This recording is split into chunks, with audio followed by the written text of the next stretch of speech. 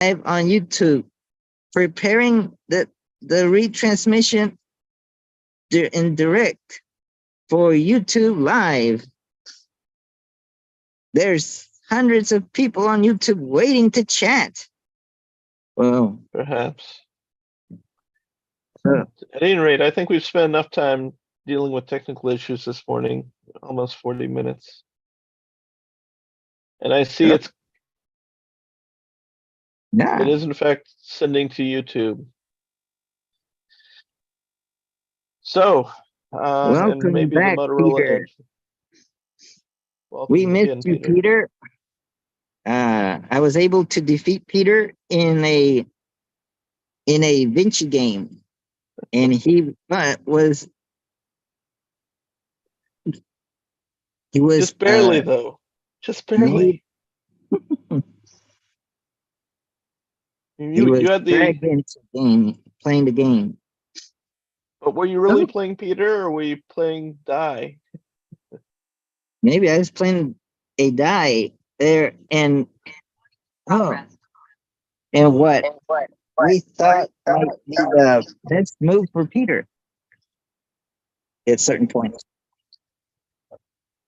Right. So, thank you, Rami, for saving the day. You're welcome once again. We figured it out. You'll have to track the mic to one of your devices. Disabled, or I had a setting in the Zoom meeting to not use my regular phone number, my 407-486, not phone number. Well, it is my phone number, but it's also my Zoom ID. It was disabled. Now it's enabled. Now everyone can join. It knows about this. Well, hopefully there were probably hundreds waiting to join, but they left. They got tired of not being able to join. Probably David Norton was frustrated, and so he went on to make coffee. You'll have to mute the mic on your Motorola Edge. Let's see. The echo.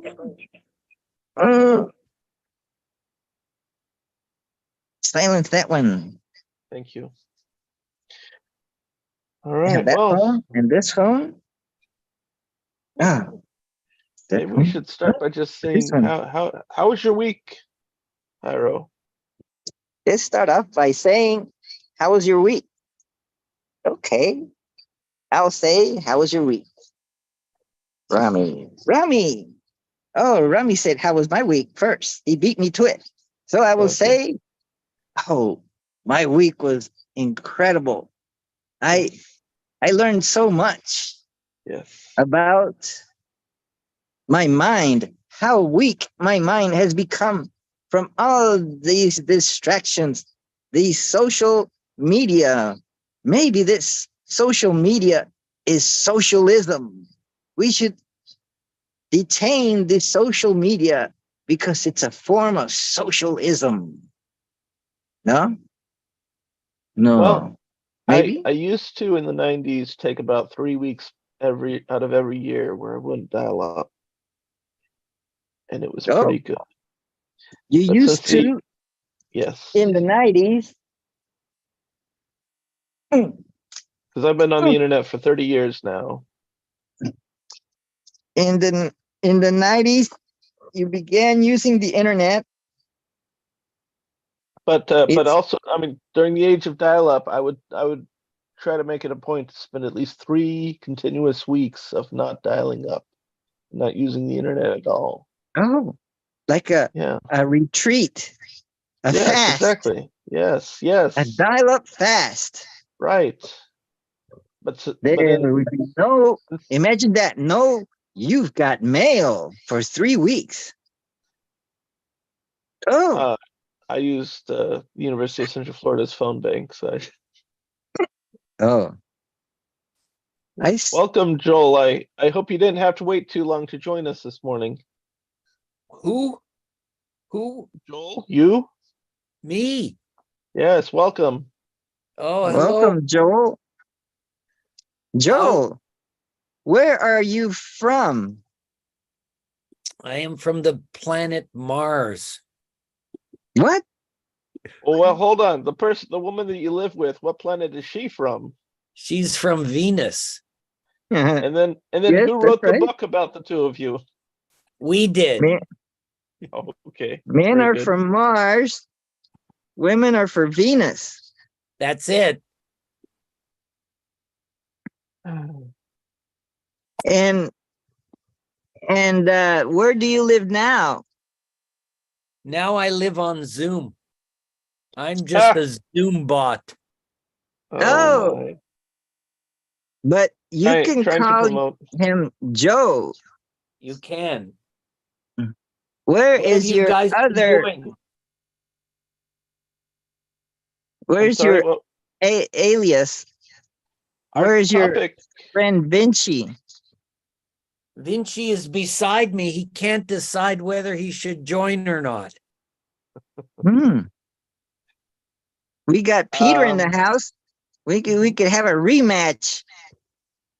Oh yeah? Do you think I think we have to tweak the rules a little bit though to give Peter a better chance. Yeah.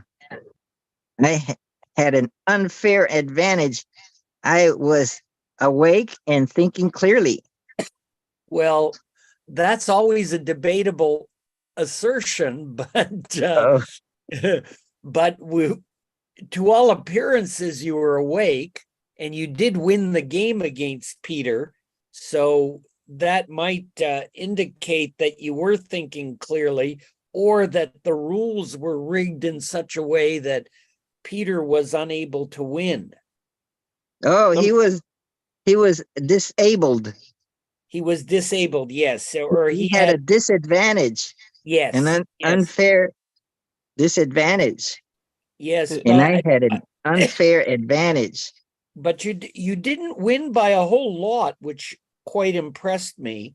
Really? I think you just won by 1 point in the end, didn't you? Was that or did I misunderstand? Yeah. That's how I recalled it. Yeah, so we can go back and look at it. But not this morning and not during our live event. There is something uniquely different about this morning in Peter. His mic is not muted. No, he's listening. Or maybe he could talk. If he so chooses, I think, I don't know if he has a working microphone. But he's absent. Welcome, he's Paul. Making coffee.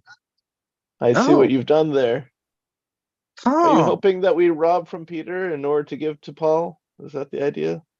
Well, isn't it the Acts to the Epistles of the Romans, from what I remember in public school? Acts of the Epistles and Romans. So those are the 5th and 6th works of the New Testament. They're both sort of anthologies. Luke anthologies wrote ontologies. I've been told I'm using the word ontology wrong. Ontology, if I recall I'll have properly, to go talk to my ontologist and ask him about that. Is about the nature of existence. Of existence. But if I recall, if I recall it, that would be one definition of ontology. If we learn or discover the nature of existence, then will we know the purpose of existence, the meaning of life, and things like that. Perhaps. No, then you'll have to go to your teleologist. So let me see.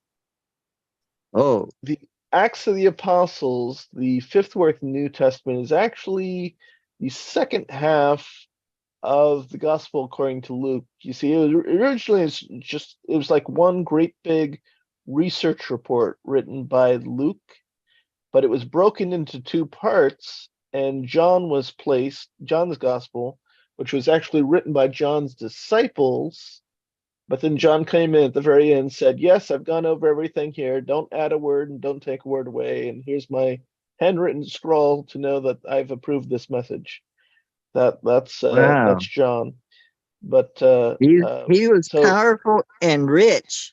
so you see Saul, who transforms and becomes Paul within the Acts of the Apostles, and the And first or earliest published work, some say, is actually a letter by Paul, which was addressed to the Galatians. And Romans wasn't technically written by Paul, but Paul's secretary, who sends a greeting at the end of the work.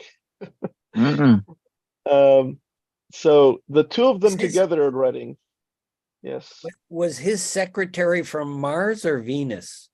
Man. So I guess they were both Martians if we're going by John Gray's if men are from Mars and women are from Venus. Oh, wow. That came much later, of course. Were their secretaries female or male? I think the point of he was male. I say secretary, but there was a more technical and Greek word for the role of the person. Basically, the guy who took dictation, and maybe if during the time when transcribers, it could have been a transcriber, but you got to wonder if maybe he had an influence. What's the word I'm looking for, and then the one writing it down suggests the word, and then they go, yeah, that's a good word, and then they use that word. It was quite a list of some things, and most of those things, those writings in the New Testament can be viewed as letters, but they're various. And did they use the Pony Express to send off those letters, or no? Maybe. Well, you had couriers, right? The Greek Courier Express, or Roman world at that point, because the Greeks had already been enslaved by then. Oh, wow.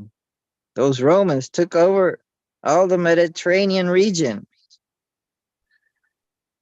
At any rate. At any rate. But I thought that Joel, because he has after his name Joe, which we can call him Joe instead of Joel, that will save us some adjustments in our mouth. Joel, but Joe is quicker than Joel, so let's call him Joe, and it'll save us some energy. So after the word Joe there's a little symbol. It's red, white, but there's no blue, and it's got like a little something red in the middle. So it's got maple leaf, red borders on the left and right, and then white in the middle, and then something, a little figure in the middle that's red. Yes, he used the Unicode character for the Canadian flag. Oh, wow. Canadian flag. Wow. Are you nearsighted, or are you being very open? Let's see. If I double tap. Oh, what happened? How do I make Joe? Oh, there's Joel bigger, but I don't see down here his name. Yes. Okay. Yeah, I can see it. It's the Canadian flag at the end.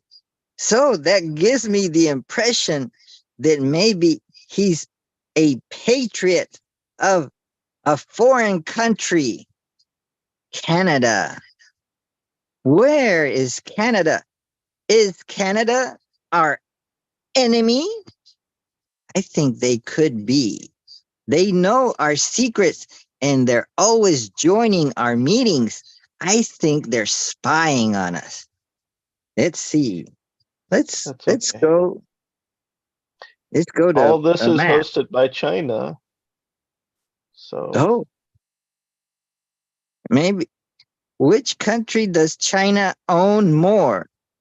The US or Canada? Let's see. That was the joke during the 2000 election between Russia and China. China won the election. The 2001. That's the one that, let's see, George. 2020, the 2020 election. Oh, Sorry. that's the one that Biden won.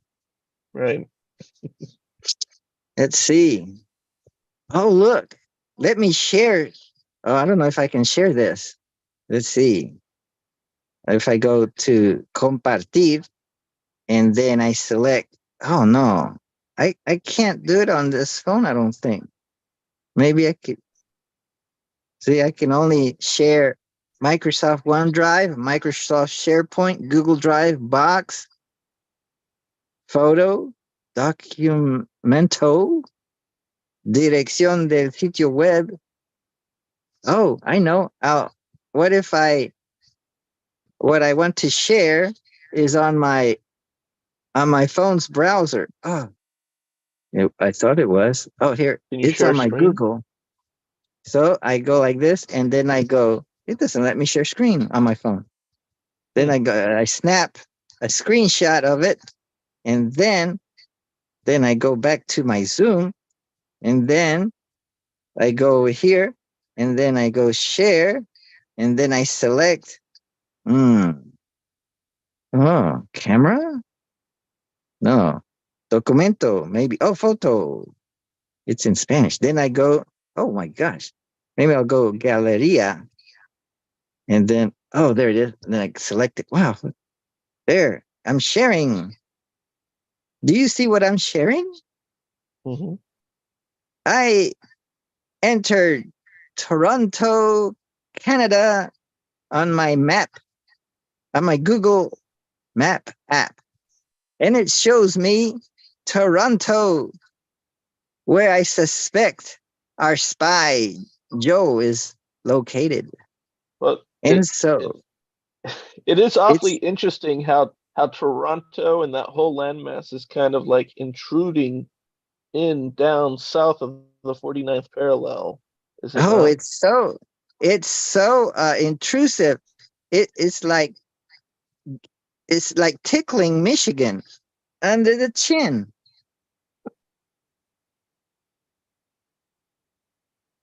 That's why Michigan is so crazy.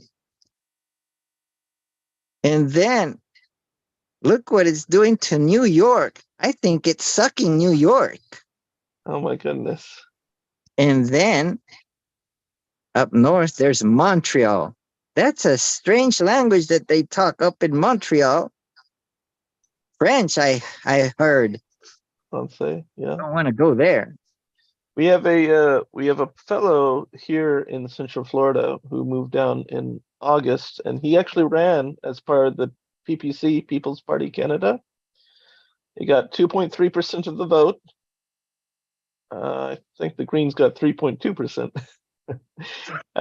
Christian Boutier from Quebec, and wow, he's been hosting the Arc of Central Florida meetup group, and also took over the Jordan B. Peterson meetup group, and probably hangs out with several of the libertarians local here.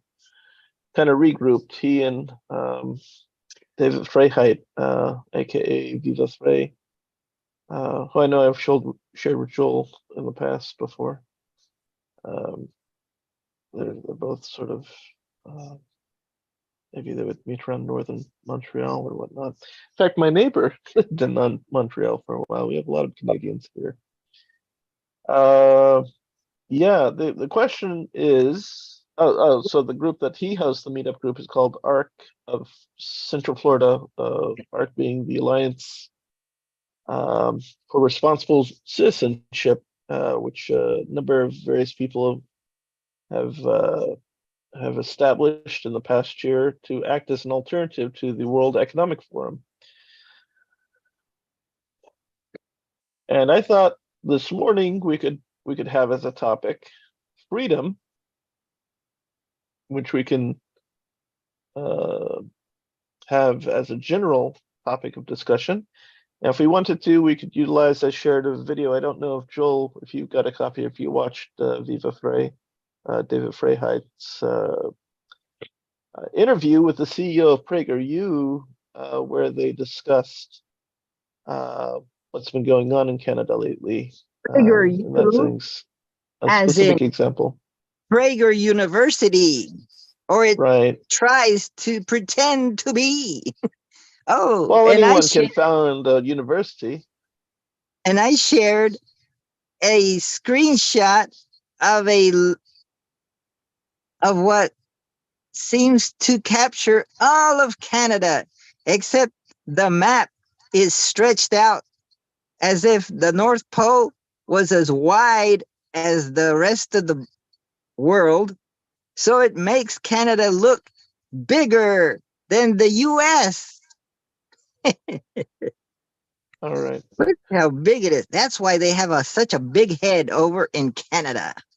They think they're really that big when they look at themselves in the map. Well, in those kinds of maps. Right. Yeah, there's a name for that. Oh, wow. I was in Baffin Island. Let's see if I can highlight that. Oh, I'm maybe kind of curious, Joel. Maybe I can. How has your week been? I think this is Baffin Island. Well, I didn't get to Baffin Island this week. There's Baffin Island. Oh, yeah. Did you see me mark that? Yeah, that was well done, Jairo. Oh, where is British Columbia? West Coast. Now, like Vancouver is down here somewhere? Yeah. You're getting really good at geography, Jairo. Is Winnipeg somewhere around here? Yeah, good guess. And Toronto is down here. Yeah. Yep. And maybe Montreal is over North here. America. What about St. John? Further south. St. John's? Is that over here? No, it's Labrador. Oh. How do I undo? And Gross Mourne. We have another woman from undo. So what's happening here? Are you guys getting too intellectual even for Dominic? No, getting too caught up in the technical. We weren't able to get the room going until 7:39. How come? Oh man. Yeah. My meeting ID was disabled. Or it was probably creating a random meeting ID. So when I discovered, that looks different. My meeting ID that's 407-486-8642 that I set up, it says it's disabled. So I moved the switch over to enabled, and then we could all join. I was the only one in the meeting, and Rami couldn't join. And then when I did that, then Rami could join, and Peter could join, and Joel could join too. And Dominic had tried to join, but he got tired and left. Maybe How do you know he tried to join? Maybe I don't know. Maybe I'm guessing. Yeah. Maybe you could call him. Do you have his phone number? I did at one time, but I don't think he answers the phone. Oh, maybe he'll answer. Maybe he'll answer Facebook Messenger. So Dawn and Mike Taylor have formally abandoned. Really? No. No, because for it to be formal, well, I don't know. They're just never here. So never here. Only epistemologically abandoned the group. Maybe they're on sabbatical. Well, Dawn and we'll see if she shows up or not. Actually, she's not in my phone. She's in my wife's phone. Oh. Let me text Dawn, see if she's available. Oh, Dominic doesn't even show up on Messenger. Okay. And Mike Taylor, I can message and let him know. He tends to be fairly responsive by email. Luis Del Pino. Maybe what's happened to Professor Del Pino? I haven't seen him for ages. Maybe his wife is having him do house chores. Like maybe his wife sent him to chop some wood for the fireplace. Oh, but they don't have a fireplace. He probably has a nice inside track on some low price gas. I doubt that they would need to use wood or coal if they've got propane. It's a Lives lot near cleaner burning. near Claremont. He lives in Montverde. I've never been there. Well, I've driven through Claremont. I've been to Yalaha, Mount Dora, Tavares. No, or what's Mount that? Dora is doing a cars and coffee all day today, and their benefit not only are you going to have all sorts of neat cars, but Oh, maybe I should drive over they there. raise money. And You can do it if it's you only like. an hour and a half. It's closer Maybe to it's you only than it an is to hour and a half Vermingen. drive. Or are you in? Well, you're in Winter Park today, I'm in Winter Park. Yeah. When you're living in Lake Mary, what would it be, like 50 minutes for you or less? Yeah, it's pretty close. Maybe driving through the Wekiva Park or something. Maybe there's a way to get there. Yes, isn't it wonderful that we have Google Maps and things like that? We can find where we're at, physically, somewhat, orient ourselves. Huh. Look at my beautiful garden. Oh, but well, it's my landlady's garden. The trumpets have kind of gone angels trumpets. Oh, and I got a place here to sit, but it's kind of wet. I got a table here. Oh, it's all wet. Bet we got lots of wonderful vegetation and some. We brought in some African animals. This is a giraffe, and this is a some kind of plant. I don't know my plants. Maybe I should use Google to find out what plants they are. This is a cactus, maybe. Yeah. This one's got the label on it. This is a guava. A guava. We're gonna have guava. And this is uh what's it called? The plant that you get guacamole. Oh, it's an avocado tree. Oh, but I think they harvested. Oh, here's one. They get pretty big. Yeah. But this one's not ripe. They were in Spanish. What does avocado mean? Now let's see. I think it's aguacate. Aguacate? Oh no, maybe that's guacamole.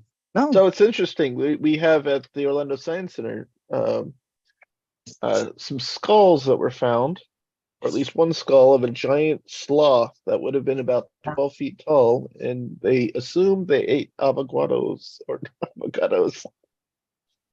something similar to that as part of their diet. Yeah. Oh, look at this. This is some kind of flower. Oh, they're popping up with flowers. This strange plant. I think they get pretty big, those flowers. And this is a moringa. Maybe I could make some tea out of the leaves, or boil the leaves and get something out of them. Oh, I have. Oh, this is an interesting tree. The leaves. Oh, what is this? Is this some kind of squash? No, there's a bunch of them. I can harvest some spicy. Could this be hot chili pepper or some kind of pepper? And I got some little limes. Maybe I can add it to some water. It's supposed to be good for me. What's that? Maybe it's. What is this tree? I don't. It doesn't have any fruit or any. You can see. Oh, oh, there's more of those. There's some tomatoes. There's some tomatoes over here. Huh? What is that? Whoa. Huh. There's an animal. Who? Who? Who are you? Where's the tomato? Where's the tomato? Oh, here's a tomato. The tomatoes. Maybe that one will be ripe. Another one of those. Oh, there's a jungle here. Oh. Uh-oh. Have you run out of internet? No. I'm using the phone's cellular data. You're still here. You've been coming through strong. I got 5G with AT&T. Okay, so I wrote Mike Taylor to let him know.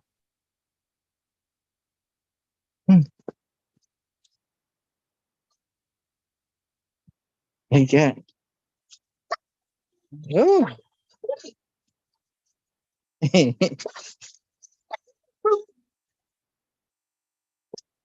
Whoa, look at this.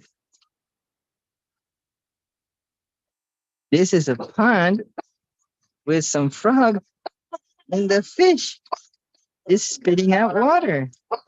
Nice. Uh, And I was hoping that Tab was online earlier. Let's see. Yeah. Oh, wow. What kind of plant is that? Oh, there's a wasp. Ew, oh, the wasp. Or maybe it's a kind of a bee. What was it doing there? No, but it wasn't taking pollen out. All kinds of flowers and stuff. I don't know my plant. Maybe this tree is a magnolia, I would say.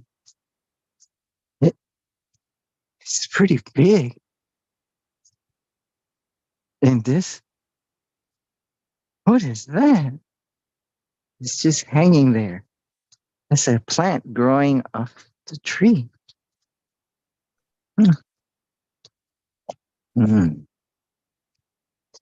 Might be a hanging plant. It might be. Oh, what is this? This is a neighbor's house. Oh, that's an interesting. What kinds of plants? There. I have texted Don and I emailed Mike Taylor.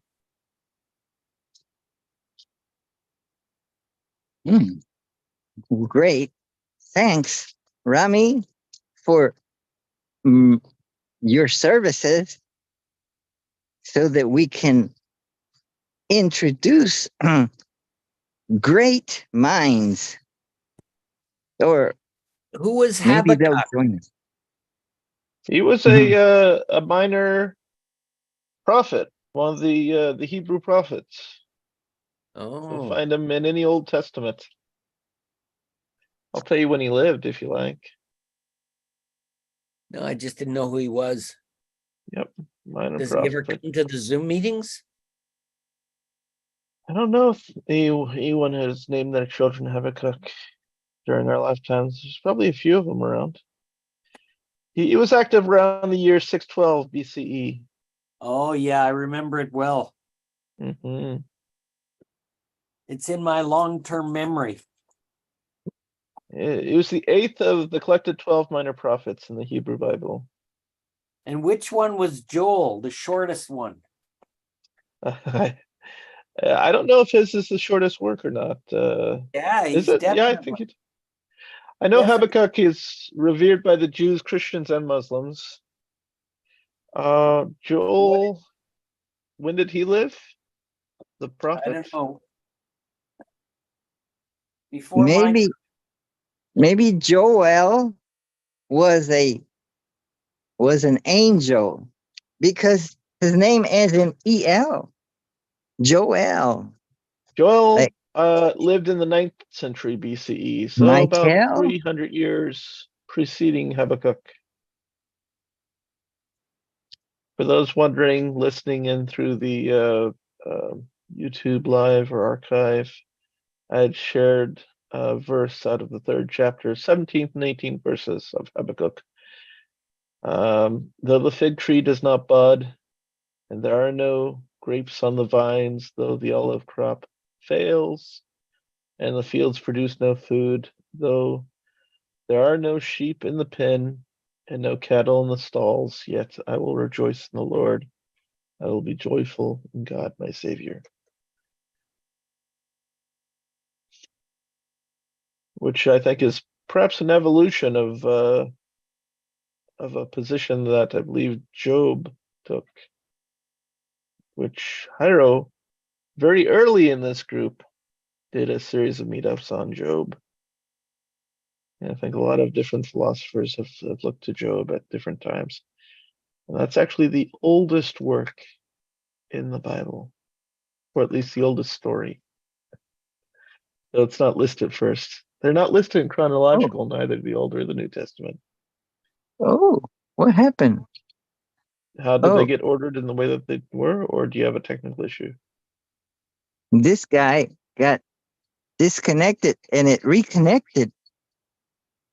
This phone that is using a free Zoom, I think. Yeah, this is that guy. What's his name?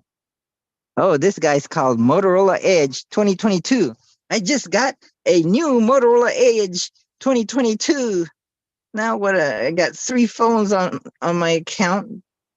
Oh, and then my friend Maria is using another phone, and maybe we'll use another phone. So I'll have 5 lines on this account. Now I'm gonna go really broke.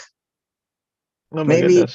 Do you need another line? Maybe like for your son, maybe that you could pay $20 a month. Or maybe I gave my son our phone, the state, the one that the state pays for that my wife qualified for. She initially gave it to me, but then my son started taking it. And since he sleeps in another place, but maybe not for long. Took your government qualified phone from you. Yeah, if you ever dial the 321 number, it'll just hang up. That's because my son's watching a video or playing a game, and if he sees any phone calls, he just automatically hangs up on them because it makes that go away, that problem go away as quickly as possible. The area code 321 number is being possessed by your son, who's on it playing video games, and when he sees it ringing or YouTube, he'll hang it up or say, hit the red button. Yeah. It's very rare where I'm actually in the same place and that phone would come in handy. It would only be if he and I are driving in a car together. And it'll be in his lap and he'll be in the back seat. And I might say, press the green button.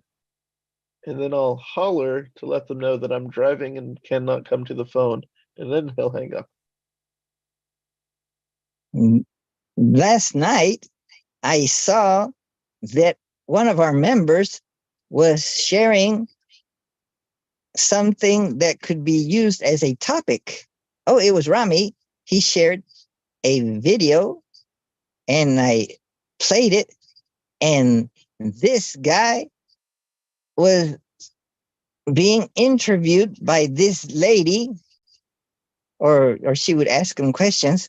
And this guy, I guess, is familiar with Canadian politics and mentioned Trudeau and other things happening.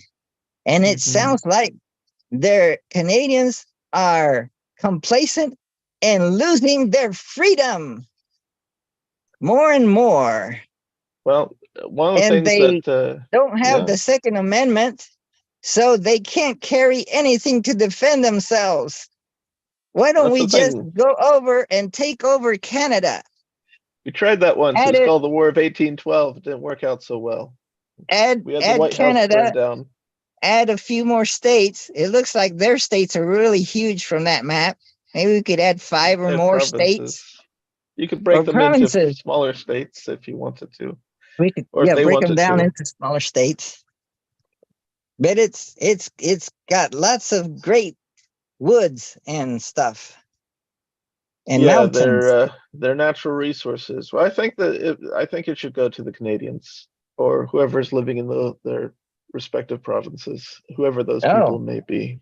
we could add them and let them keep Uh, their states names as provinces. We'll I say don't know that that's a good that idea. we could change the name of United States of America. We could call it United States and Provinces of America. We already have something like that. We've got the North American Alliance of with Canada, Mexico, and the United States. Oh, But we also have the Three Amigos. Right. oh, Those would be Steve Martin, Martin Short, and the guy who used to be very proud of himself, who played President Ford falling down the stairs. And then he yes, was he was in those National Lampoon movies. yes. And he was also Vacation, on the movie Funny Farm. yes. And when he did Weekend Update or whatever the Someone news show, he would erased say, his name from "I'm all our his memory, man." our data banks. He's been erased. Chevy Chase. Chevy Chase. Chevy He's got Chase. the fellow who's got a town there's a town somewhere in the same name.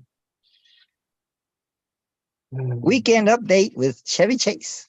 And then there were the other three amigos, which I remember Imam Mohammed Musri. There was a fellow from the United Church of Christ who committed suicide later, and then they took the show off the air after he was involved with the young lady who was a teenager at the time, and Wow. Rabbi David, I want to say Weiss, but I could be getting his last name wrong. Probably Was someone that else. Do you remember them? was- They were on the local NPR station, wow. WMFE. Oh, Do you remember Friends Talking Faith? It was a pretty good show. It's tough to oh, find these days. maybe So it's sad. archived. Maybe Well, like it's maybe archived somewhere like Car Talk. you would hope that. Here we go. I found a defunct version. Well, let's see. Is it still alive? Yay! Three Wise Guys, Friends Talking Faith, Good Religion Oh, Radio. I think What I've else? heard of that before. Yeah, you probably heard There it are three through different faiths. 90.7 FM. Yes. Three Wise Guys radio. Wow. Yeah, they Thanks for ended sharing. around.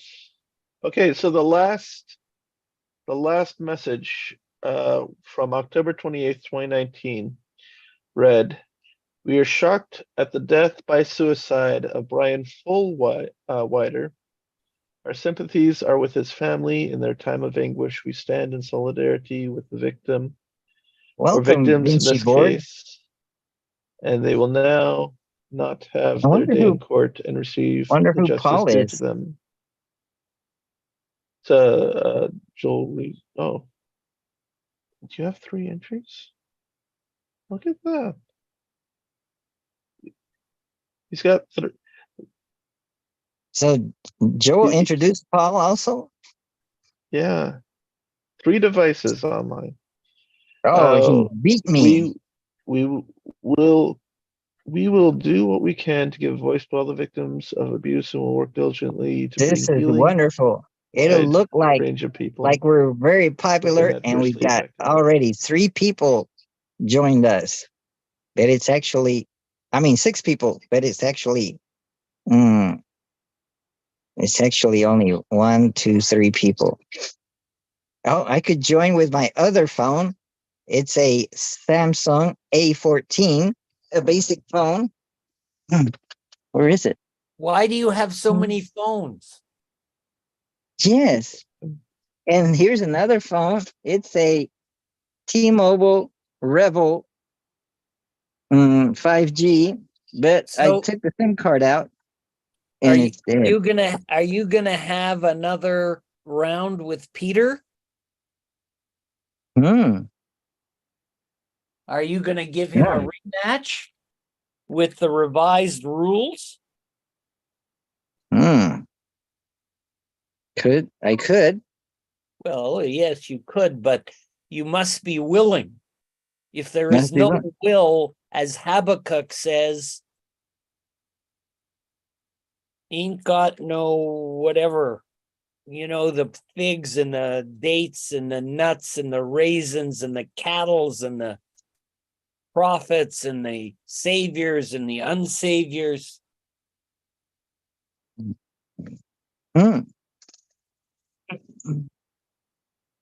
Oh, oh, I'm joining with my Samsung A14. Yeah. Whoa. Now we got 7 people in the room.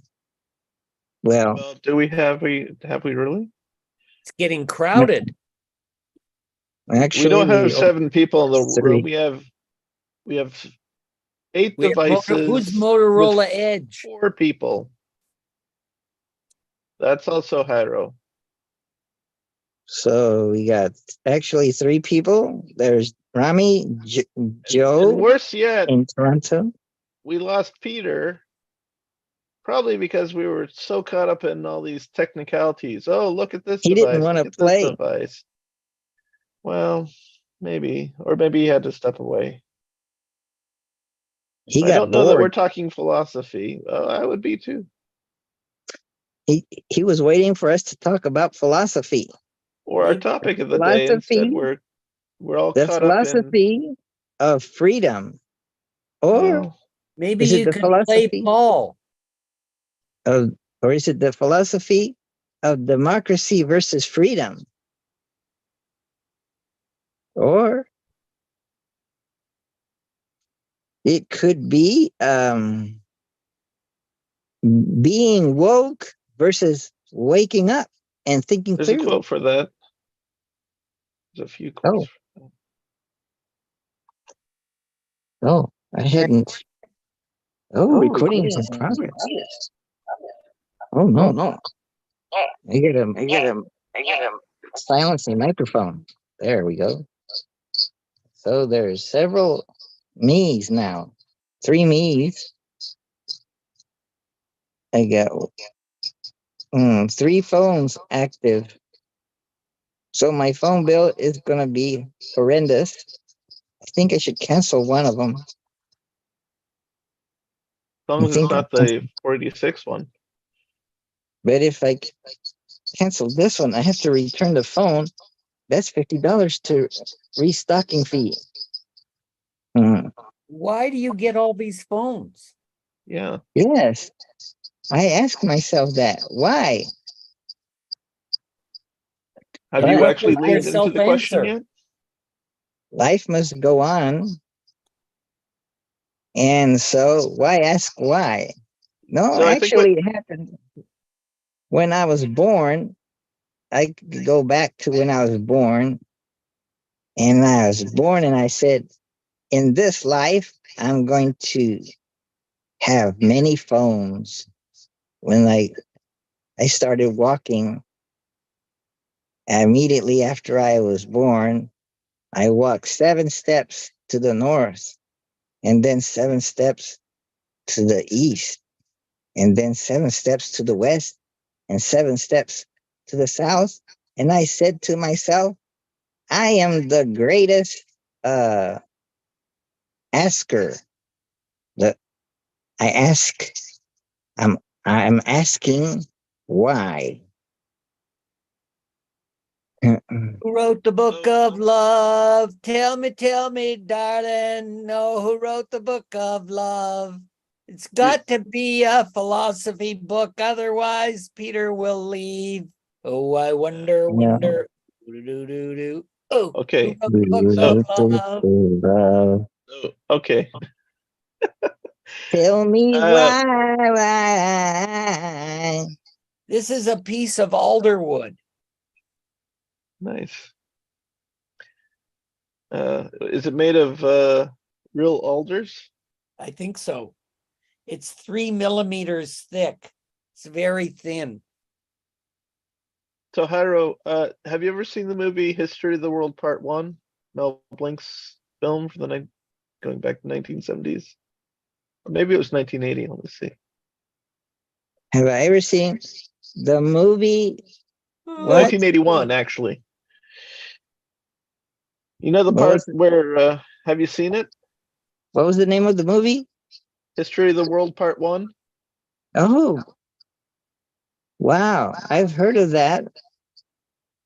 Was it a Monty Python kind of movie? Well, yeah, it does have vignettes, so in that way it is kind of Pythonish. It is a Mel Brooks film. It's Monty Pythonish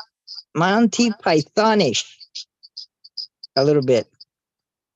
So anyway, do you know the stand-up philosopher scene? There's a stand-up philosopher scene in it. Yes. Would you like me to play it for you? Should I stand up for it? Maybe I should sit up for it. Well, if you're not familiar with it, I don't know if it's going to help you. And I don't know if it would cause us to have a strike on YouTube if we were showing it. But because we're including it and we may give commentary, I think we might be able to pass muster as this being fair use. Let's try that because it's just a For clip from a movie. It's educational not the entire purposes movie. only. I will send a link to it, and maybe you want to watch it from yours, and then you can share it from yours. Since you're the one hosting this meeting, it may go out Let's best see. from your machine. Oh, I know. It's an I 86 think I second know. clip. Let's see. Let's see. Oh, let's see. I'm going to save the link. Oh, maybe I've seen it before. Let's see. Then I go here, and then I'm going to go to share, and then I select like URL of a web page, and then I say, oh, here it is where I introduce it. So I paste it in there, and then share. And so now your video is being, can you see that? Yes. A stand-up philosopher. All right. You were reminding me of a stand-up philosopher, only maybe you weren't standing at that moment of time. Let's go ahead.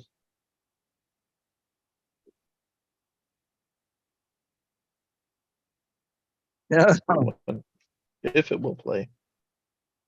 man, it's hard being a gladiator. Running out of people to kill.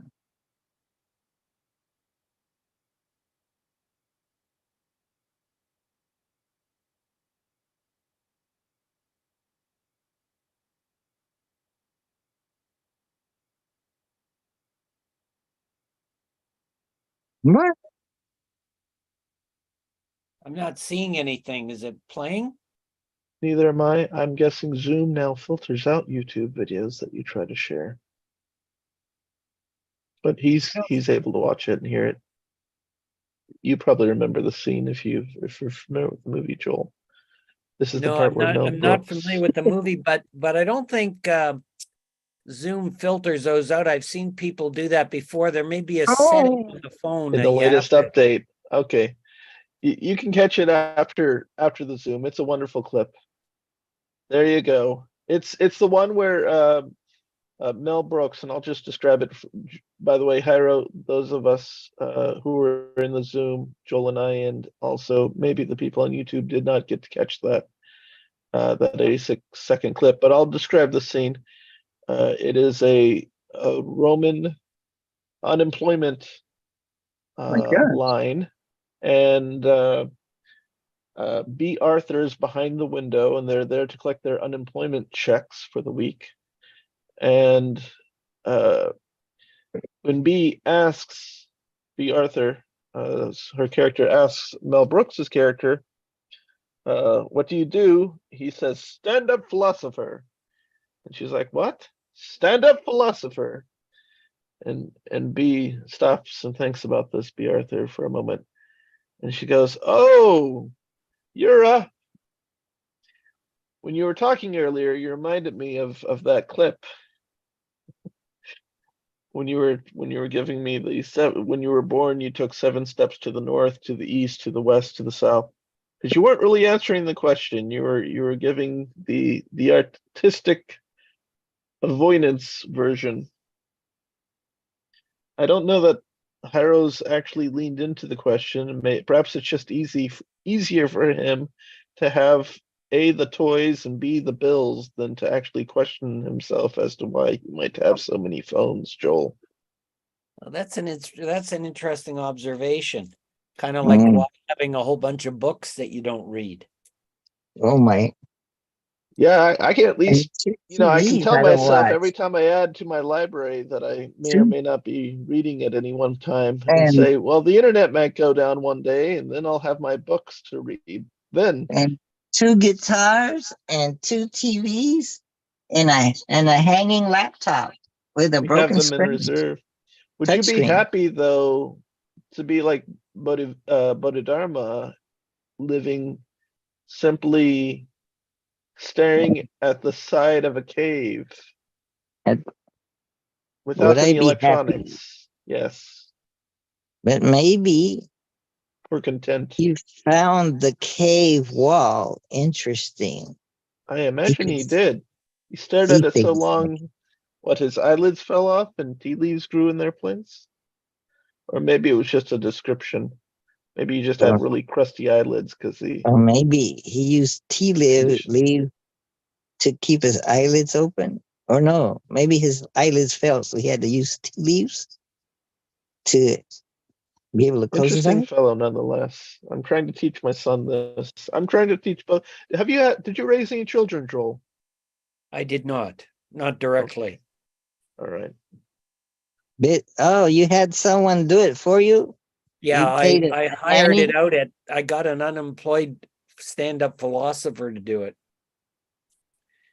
from the Roman era. Wow. How did those kids end up with a stand-up philosopher? First of all, do they speak the same language as you? Yes, they do. They all speak rhetorical. Oh. So no children? No rhetorical children. Okay. There may be more and more of less children. Or less and less of more. I don't know. I remember reading in last year how virility had decreased by 50% prior to 2020. Wow. Is that good news for the likes of Bill Gates and those above him? Those who think that there are too many people on the earth, like Ted Turner. The too many people on the earth ists.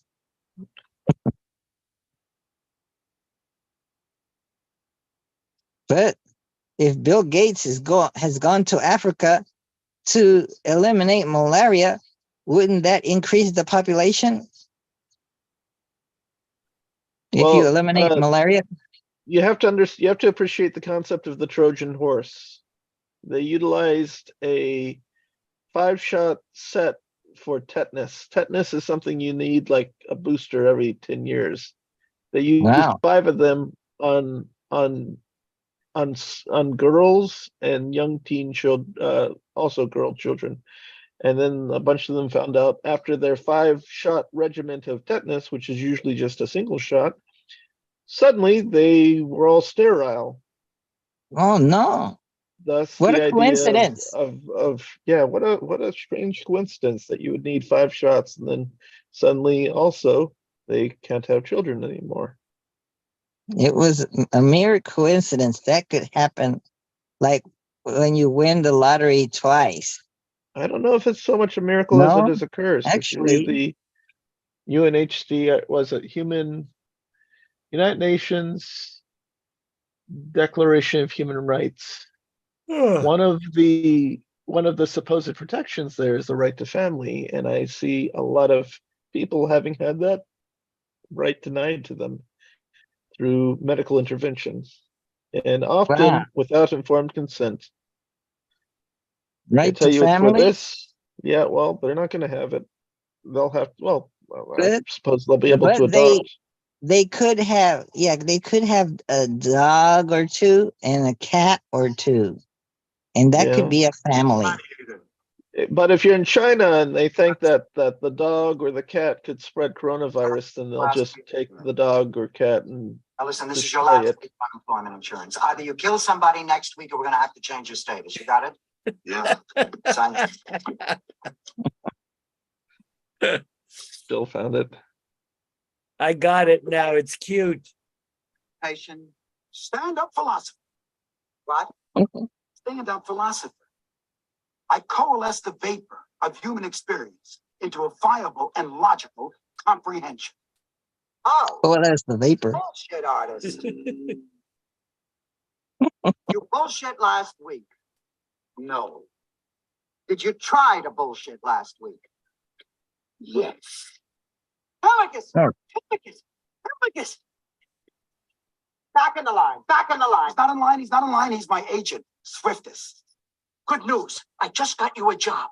Now that you're working, you won't be needing this. Wait a minute. That money is mine. I'm sorry. I'm on my wine break. That money is made up of wine. They give them wine as money. Actually, a salary, they would give salt to the soldiers as part of their pay. That's where we get our word salary, from salt, ration. Oh. Imagine controlling some essential function, and you could, or the British did this in India as well, and that was the basis of Gandhi's famous salt march. They hiked, I think, 240 kilometers, I think, in all, out to the ocean to make salt in breaking the British law where they weren't allowed to make salt. Only the state could provide that. And I think the British administrative military or military police, they had to arrest something like 30,000 people during that form of protest. When was this? 1930s or 1930. I think it's April, because Gandhi wrote a letter to the viceroy. The governor basically set up to act. Canada has one too, in place of the British Crown, saying that you want to rethink these policies, and we intend to do this if you don't repeal that. The government did nothing, so Gandhi and said they went on a march, and then as they would pass through village to village, more people would join them until there were tens of thousands of them going to the ocean and making their own salt. Oh, apart from that the empire. was equivalent to our Tea Party. Right. Yeah, very much so. Well, the Tea Party case, that's kind of interesting. Thom Hartmann did a really good telling of the Boston Tea Party incident by way of reading this one book, because really it was a culmination, because the state was protecting the interest of the corporation, the British East. It was actually a transnational corporation, because it was the Dutch and the English both, and the English was supplying the protection of their navy and also of their troops, so that the British were protecting the rights of this Dutch company.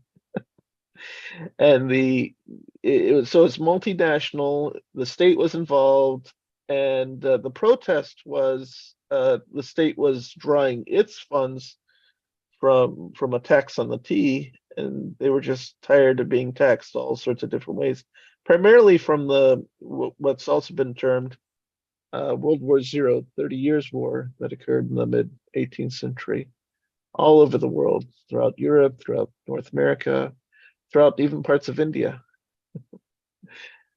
That 30 Years War in 1750s? I could be confusing it with I could be confusing it with a different 30 Years War that was more that ended in with the Treaty of Westphalia as well. But that could have been a separate event, I think. So, but the one that where you had the French and Indian War, where the actually that's the one that George Washington cut his teeth on because he was a regular in Western Virginia at the time. Why is there a Canada, and why is the border such a straight line, whereas the border between the U.S. and Mexico, it's so crooked? It's hard to build a wall. Well, you have to build it around Rio Grande, mostly. Physically, it isn't as difficult as it is politically.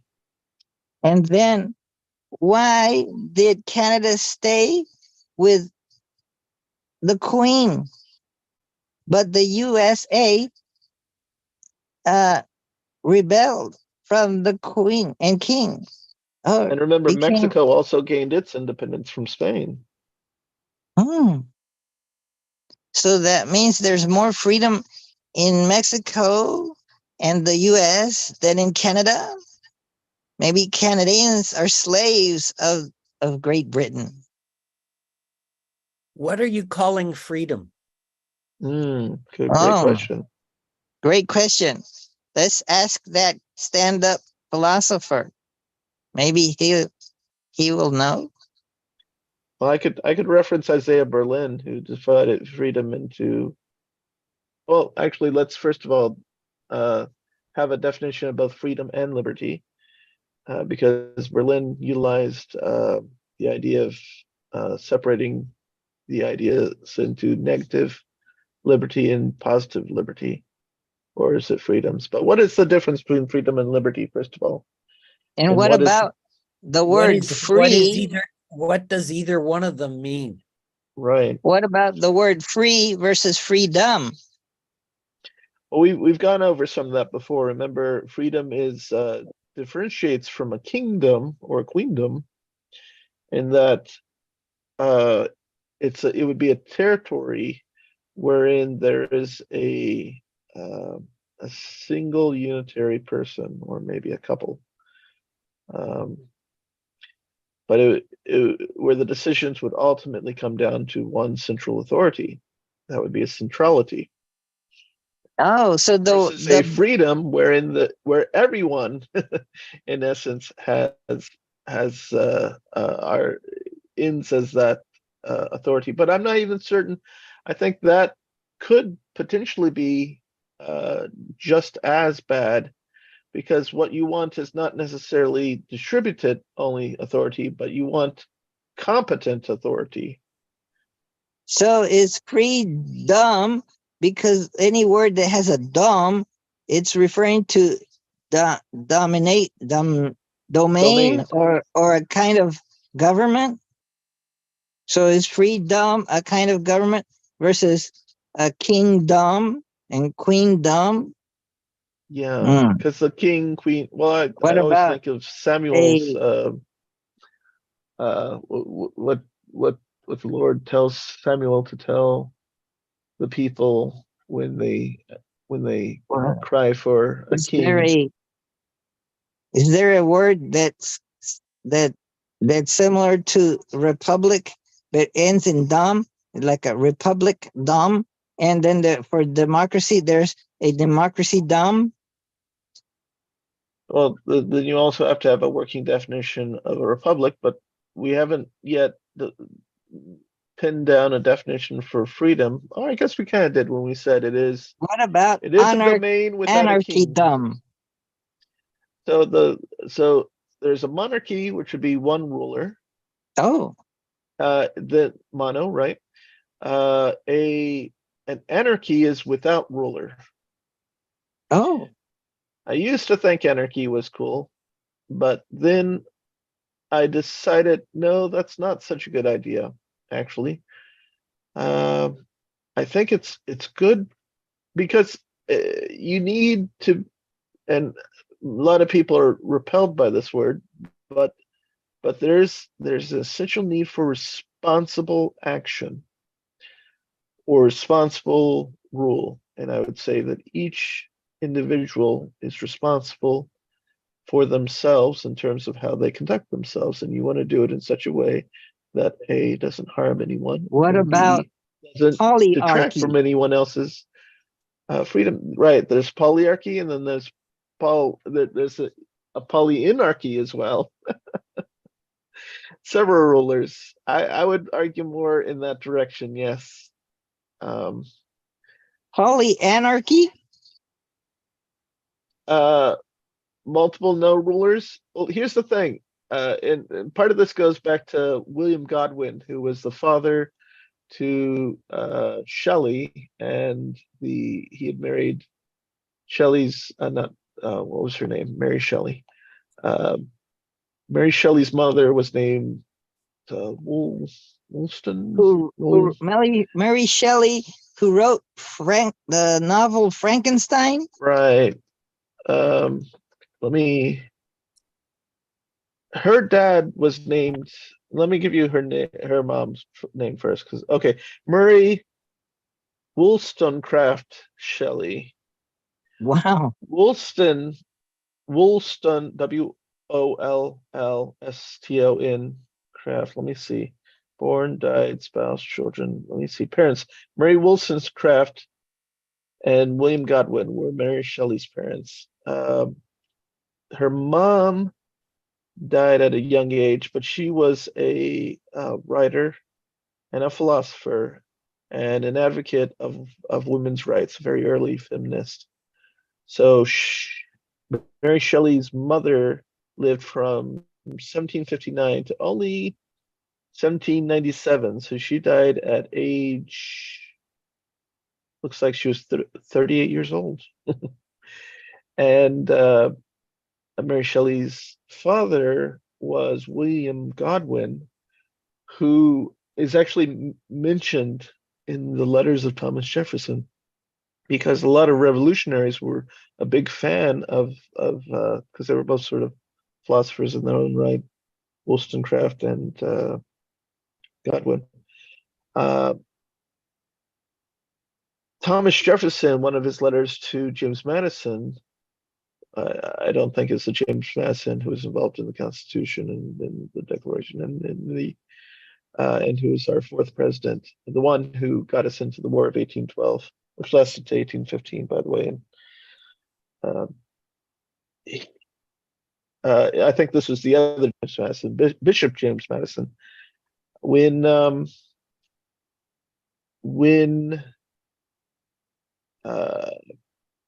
referencing the topics of freedom and liberty somewhere, I could later on add a link to the particular letter. Jefferson gives reference to Godwin's doctrine, the idea that you should live a life which is unimpeachable. In other words, a life which commits no offense to no others, so that no one would ever be able to drag you into court over anything whatsoever. That was William Godwin's doctrine. And you say he was a peach farmer? No, he was an Englishman. And they towards the end of his life, the crown made him a beef feeder, like guarding the Tower of London, as a way to take care of him in his old age. Godwin was Mary Shelley's father? Yes. He was English journalist, political philosopher, novelist. He was considered one of the first exponents of utilitarianism and the first modern proponent of anarchism. He wrote a book called An Inquiry Concerning Political Justice. It was an attack on political institutions. And also he wrote Things as They Are, semicolon, or, comma, The Adventures of Caleb Williams, which was an early mystery novel which attacks aristocratic privilege. And I got all that from the first paragraph of the Wikipedia article on the man. What would anarchy look like? Are there moments in history where there is moments right now? Total anarchy? Well, in certain regions? I think it generally depends upon the nature of the people involved. If it's the one who became our fourth president, James Madison, stated in the Federalist Papers, in one of those writings he wrote, "If men were angels, there'd be no need for government." So is anarchy a form of government that doesn't need government? Well, anarchy means essentially no rulers. A government for the people, of the people, and will never exist. Well, those are two different ones. There are forms of anarchy that exist all throughout time. I mean, one like popular example would be the novel Lord of the Flies, where it's a bunch of children, no adults, and they try to do this. They wind up forming cliques, and they become sort of kind of like governments in a quasi way. But the best They were part all of that Republicans, book, weren't they? I don't know. They were all children, is what they were. The Republicans tend to act as a I guess in that same way they sort of share that one thing in common with the Conservative Party of Canada, in that they're a minor party, and they're good at complaining about how things aren't the way that they ought to be. But once they get into government, it's questionable as to how well they're actually doing. Now, from one measure, if you're a small government advocate, then they're probably doing fairly well. And I think people like Scott Adams, the cartoonist for Dilbert, he feels, and I know a number of people on the Republican side of things, they tend to feel that Republicans just do a better job at going about the business of governing, primarily because they don't promise too much. But PJ O'Rourke had a good way of putting it. Let me see if I can pull up that quote that I want to give to you. P.T. Rourke? No, PJ O'Rourke. He P.J. O'Rourke. Yeah, is he a stand-up philosopher? Sort of. He has been a comedic writer from throughout the 20th century, especially the back half. No, he's published in Rolling Stone magazine a lot, and he's sort of a libertarian commentator. He says things like when it comes to voting or political contributions, he says don't encourage them, referring to politicians. Let's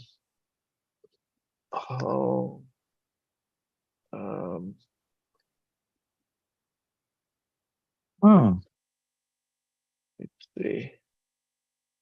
I've got an exact.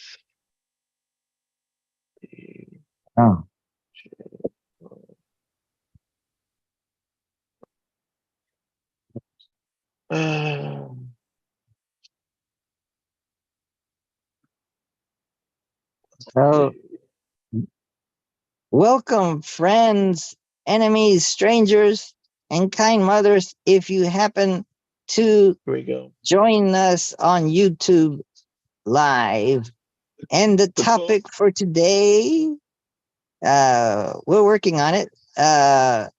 Essentially, it's freedom.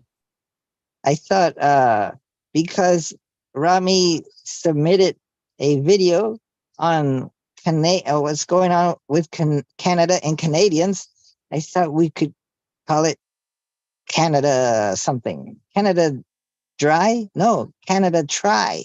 Try a little tenderness. No, try freedom. No, try mind training, mind control. Maybe if we control our minds, then we will be able to govern ourselves better, and we won't need a government. Or no, maybe we can ignore government, and but then when government tries to control us, what do? We submit, accept, or reject. What can we can't reject. We might get thrown in jail or something. Well, William Godwin's advocacy, what makes his proposal valid are strong, like self-governing beings.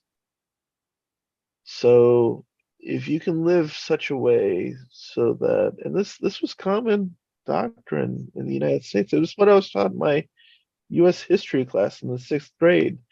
Your rights are your rights, and so long as you're not interfering or harming other people and their rights, then you live free within that realm. But I don't know that that's been taught after my generation. So is the purpose of government or of a good government would be to make sure everyone is not harming others? Maybe, like if in you essence, government, is that like policing to make sure that others aren't harming others, and then if they are, they throw the harmer in jail? Yeah, that's the name for those who advocate a minimal government. Ask essentially for the protection of rights. Let me see if I can find, because Henry George had a way of putting this. Here we go. This is how George put it. He in one of his writings he wrote, we should, here, and I'll share screen. Oh, this is exciting. Okay, there you go. Rami is sharing. Okay, so and we should do Henry George. Unto others as we would have them do unto us, that we should respect the rights of others as scrupulously as we would have our own rights respected, is not a mere counsel of perfection to individuals, but it is the law to which we must conform social institutions and national policy if we would secure the blessings of abundance and peace. That's a rather developed late 19th century way of describing so much from throughout history. It says we should do unto others as we would have them do unto us. But what happens if what we want have done unto us is that us get benefits from others? There's the rub. Yeah. So what? So I have to ask you then, are that we should respect the rights of others as scrupulously as we would have our own rights respected. Right. Everything sort of changed with the New Deal. Not a mere counsel of perfection to individuals, but it is the law to which we must conform social institutions and national policy if we would secure the blessings of abundance and peace. And then the New Deal came, and what was the purpose of the New Deal? Well, essentially to keep the established, I would argue it was to keep those interest that most greatly benefited from the economic system from being overrun by communists. It was a sort of a compromise that Franklin Delano Roosevelt enacted, which brought about Social Security, and then it was later advanced during the 1960s under Lyndon Baines Johnson's administration to also include the Medicare and Medicaid through his quote unquote Great Society advancements. But I think a lot of it, though, goes back to more importantly, Samuel. What was happening at this time with Canada and other places, Mexico, when things like this happen? Maybe their economies were also affected. So did they resort to doing similar things? Like they say, oh, the U.S. is doing this, maybe we should do this too. So in George's age, the big event in Canada occurred, I think, was it 1867? Is that a year of rather special significance for Canada, Joel? Yeah, that's when the country was formed. Wow. Right.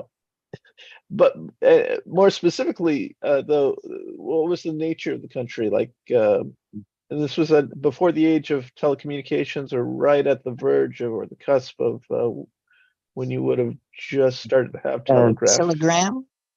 Yeah, telegrams between. I think that's correct, but I'm not really that much up on history, so I could be misinforming you. But basically, the country was formed in reaction to perceived or potential aggression from our American neighbors to the south, and that we had a better chance of defending ourselves with the militancy of the United States.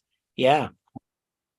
We wanted to stay free and independent in the light of the American Revolution, and I think that whole thing went on for 50 years, I suppose. So you formed a government so that the USA empire would not annex your provinces and add another bunch of states, or change the names of provinces to states.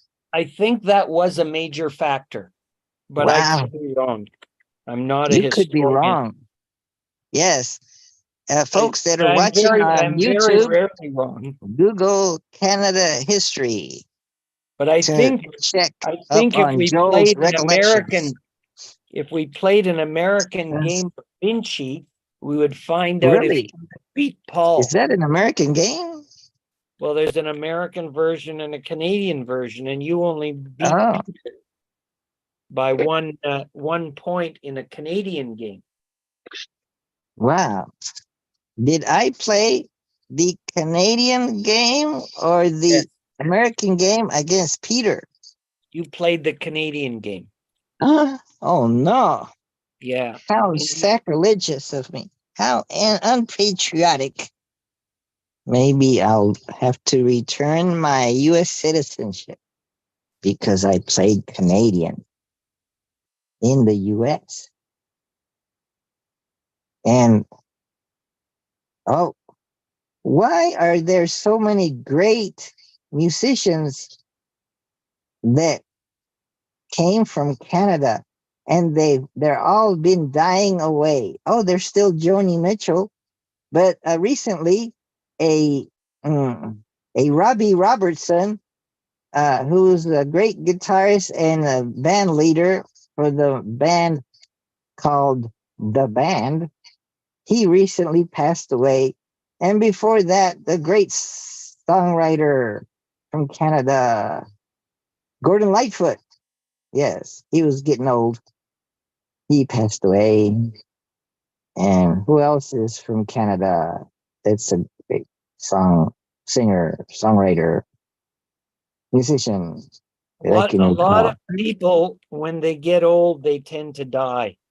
Oh, I really? don't know if it's the same in the United States, but that's what happens here in Canada. I think it's a conspiracy. Maybe it was the pandemic that's been eliminating them, like a Well, delayed effect of first of all, the vaccines. there is a system of the world, and if we're to understand the long arch of the story, uh, initially we start off with It's lifespans of raining about here. 1,000 years. Nice. Should help cool things down. Yeah.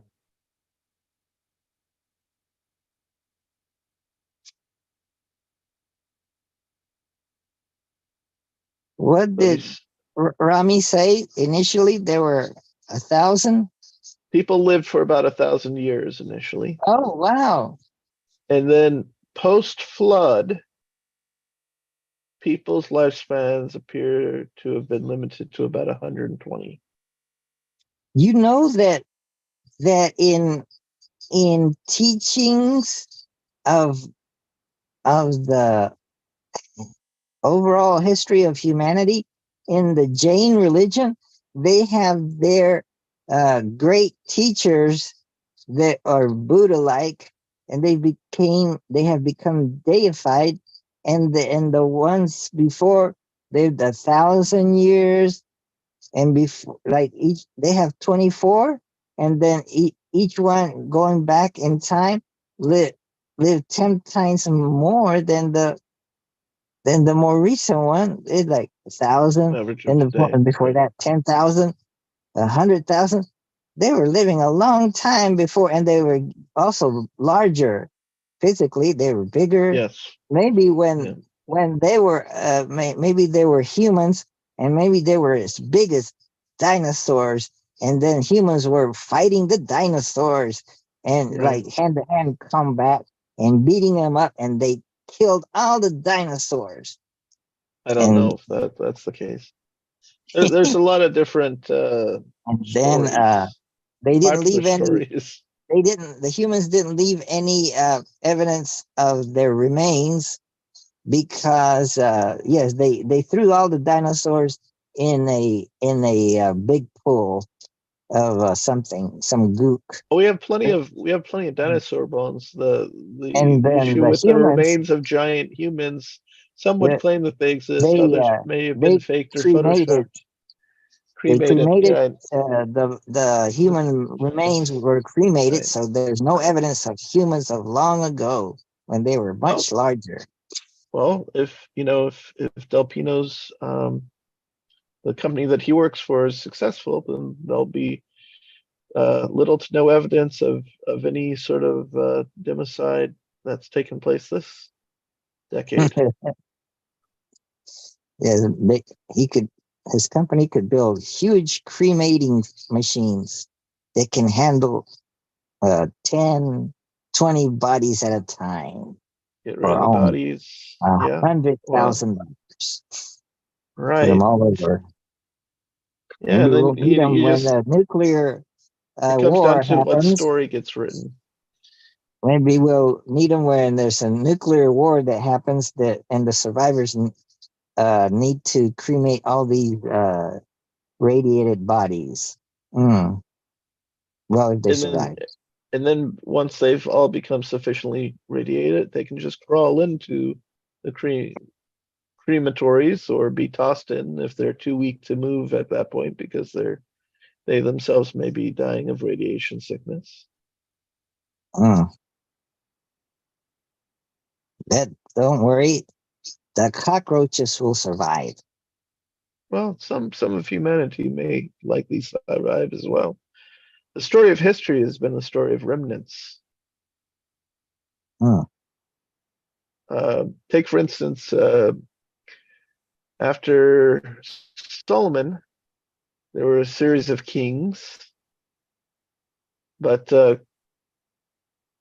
not very many generations away from, and there was an internal war and battle and strife just between establishing going from David to Solomon, because there was Absalom all these other sons of David who were rising up against their dad, trying to take the throne of the kingdom. And then the kingdom split into two, so that you had the northern kingdom and the southern kingdom. And then the Assyrians came in and basically wiped out the northern kingdom. And all these various tribes were just lost, gone, taken away into northern Europe and northern Asia. If not killed, then the remainders enslaved and perhaps losing their identity in the process. And then the reason why we have I think the word Jew itself comes from Judah. The southern kingdom was known as Judah. And the Babylonians eventually came in and actually took out the remaining the remaining southern kingdom, and they held them off to slaves, and that's where you get characters like Daniel and later Ezra and Nehemiah, because there were two Persian kings. There was Nebuchadnezzar and I forget the other guy. But one of them says, because of Daniel and his two compatriots, they turned out to be fairly good administrators, as Joseph was for Pharaoh over in Egypt during an earlier period. They are allowed to go back and rebuild their temple, and I think that's where our word Jew comes from, because it derives from the actual son Judah, who was the father of the tribe of the surviving kingdom that was finally wiped out by the Babylonians. But then the king of Babylonia, one of them at least, maybe not Cyrus, I forget, or it could have been Nebuchadnezzar. They allowed a set to go back and rebuild. And what that's about where we get that word? The word Israel and Israelites? Were they the 12 or the so many different tribes or states? They were all named Israelites, or that Judah was one of them? Well, we have to first know where the word Israel comes from, which means wrestles with God, essentially, being the ancient Semitic word for God or a God, amongst several. So that was because prior to that, the description is the God of Abraham, the God of Isaac, the God of Jacob. Jacob wrestles with the angel of the Lord. To wake up and wrestle with God. Because when we wrestle with God, we wake up. Yeah, well, I mean, you know what happened to Jacob at the end of that, because Jacob would not give up the fight and absolutely insisted that this entity bless him, and he wasn't going to give up the fight until he received that blessing. And this angel of the Lord, what he does is grants Jacob's request, because Jacob wasn't giving up, but at the same time touches his hip and pops it out of his socket, so that Jacob walks with a limp for the rest of his life. Yeah. And says, from now on, you'll be known as Israel, for you have wrestled with God.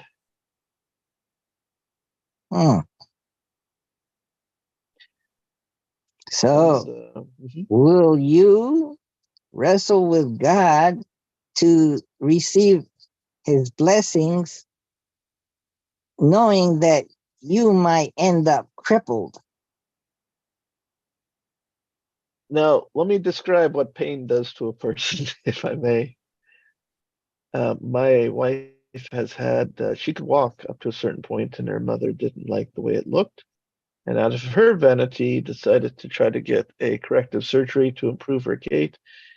The surgeons shaved too much off of the hip, the ball of the hip bone. And so her without any warning at any time, day or night, her hip will pop out of the socket, or it won't pop out all the way. It'll pop and catch partially from that ball that's had too much shaved off of it. And both of her hips pop out, but mostly it's her left that gives her the worst trouble. And my goodness, pain over time will change your brain. Pain over time will change your brain. Yeah, chronic. Oh. And it's a sickening, like makes you nauseous kind of sort of pain. Imagine your hip popping out of its hip socket, out of the pelvis.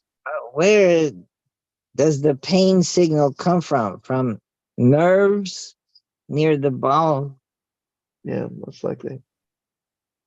So if we could anesthetize those nerves at near the ball, this would eliminate the pain.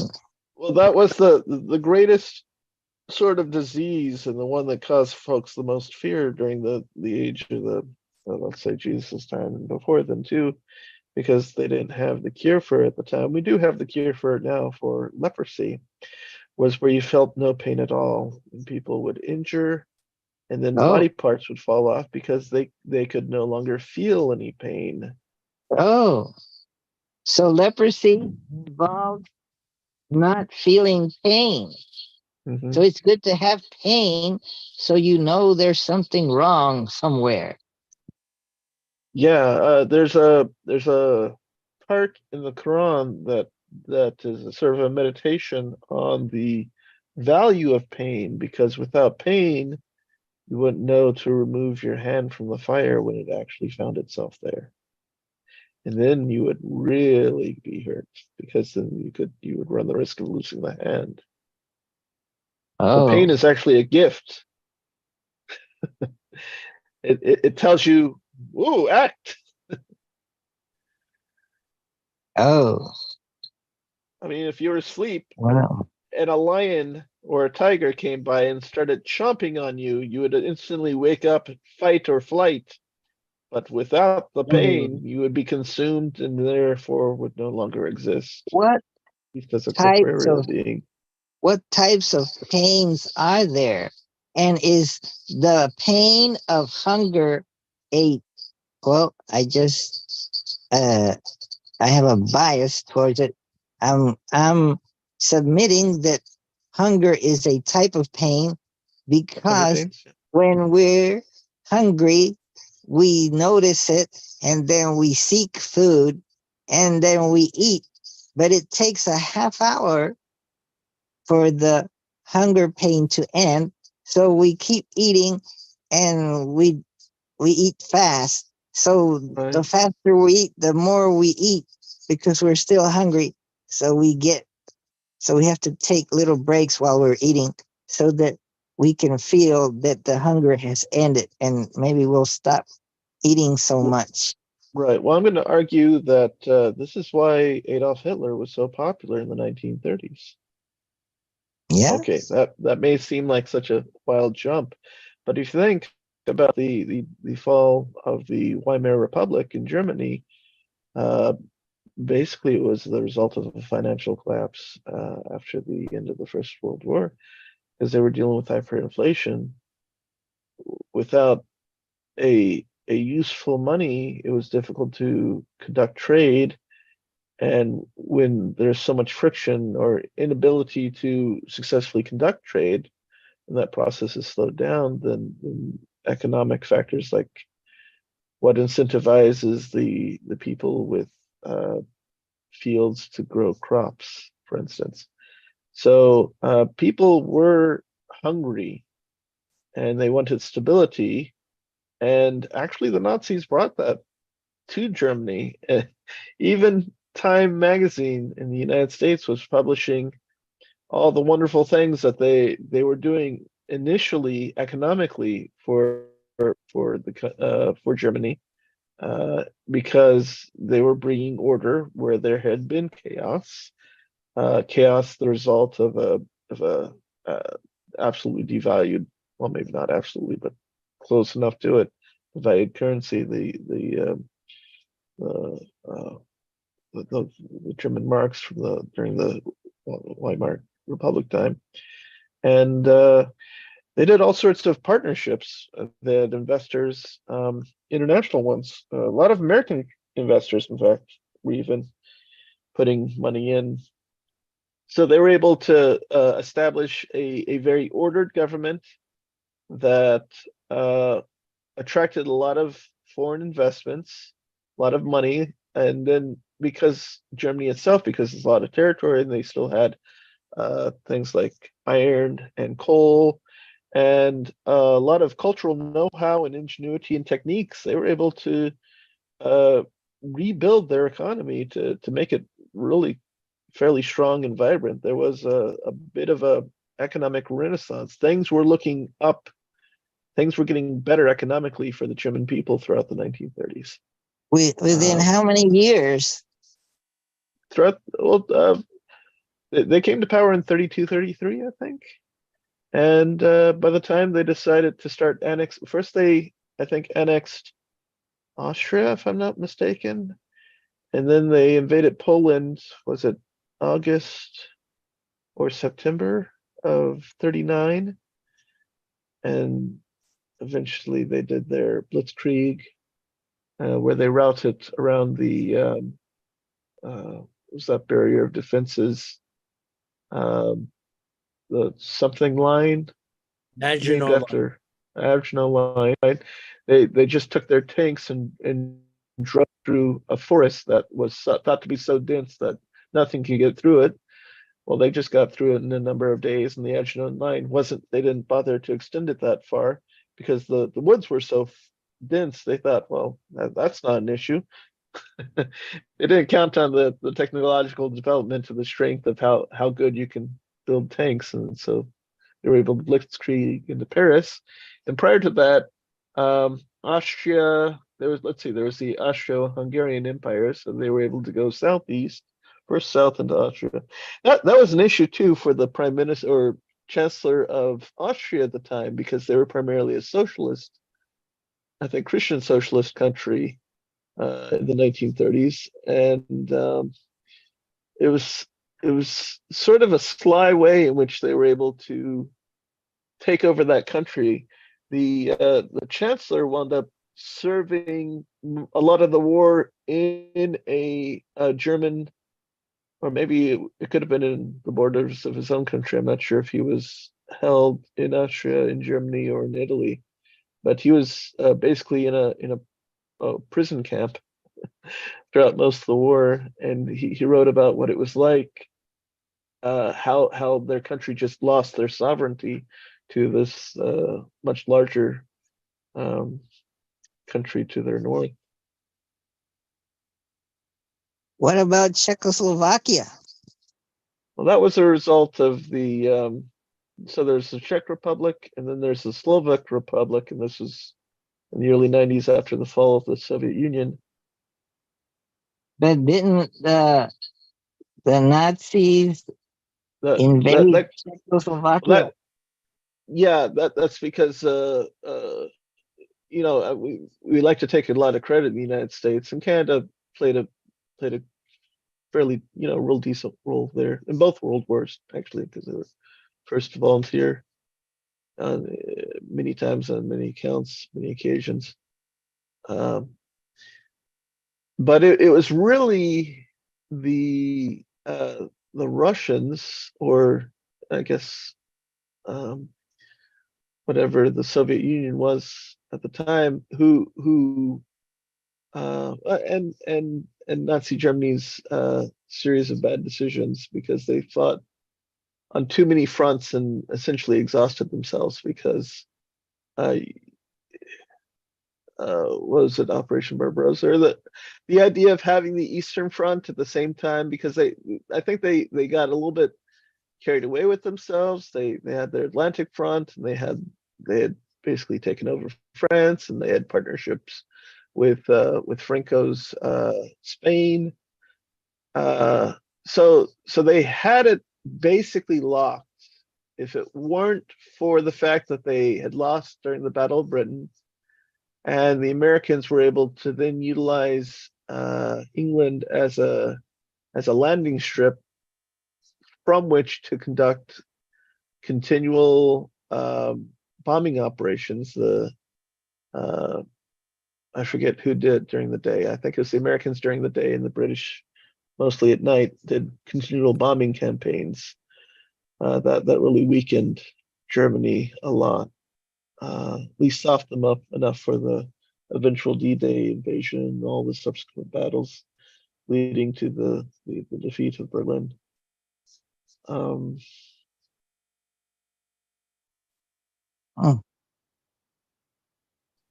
But had they held off and kept their agreement with quote unquote the original Uncle Joe, Joseph Stalin, not Joe Biden, then I think, yeah, I mean, we'd be living in a very different world today. But they decided to go eastward, and what was motivating them in their literature, or at least what they were putting out, was that they were saying that the German people had a manifest destiny to take over the land from an inferior people.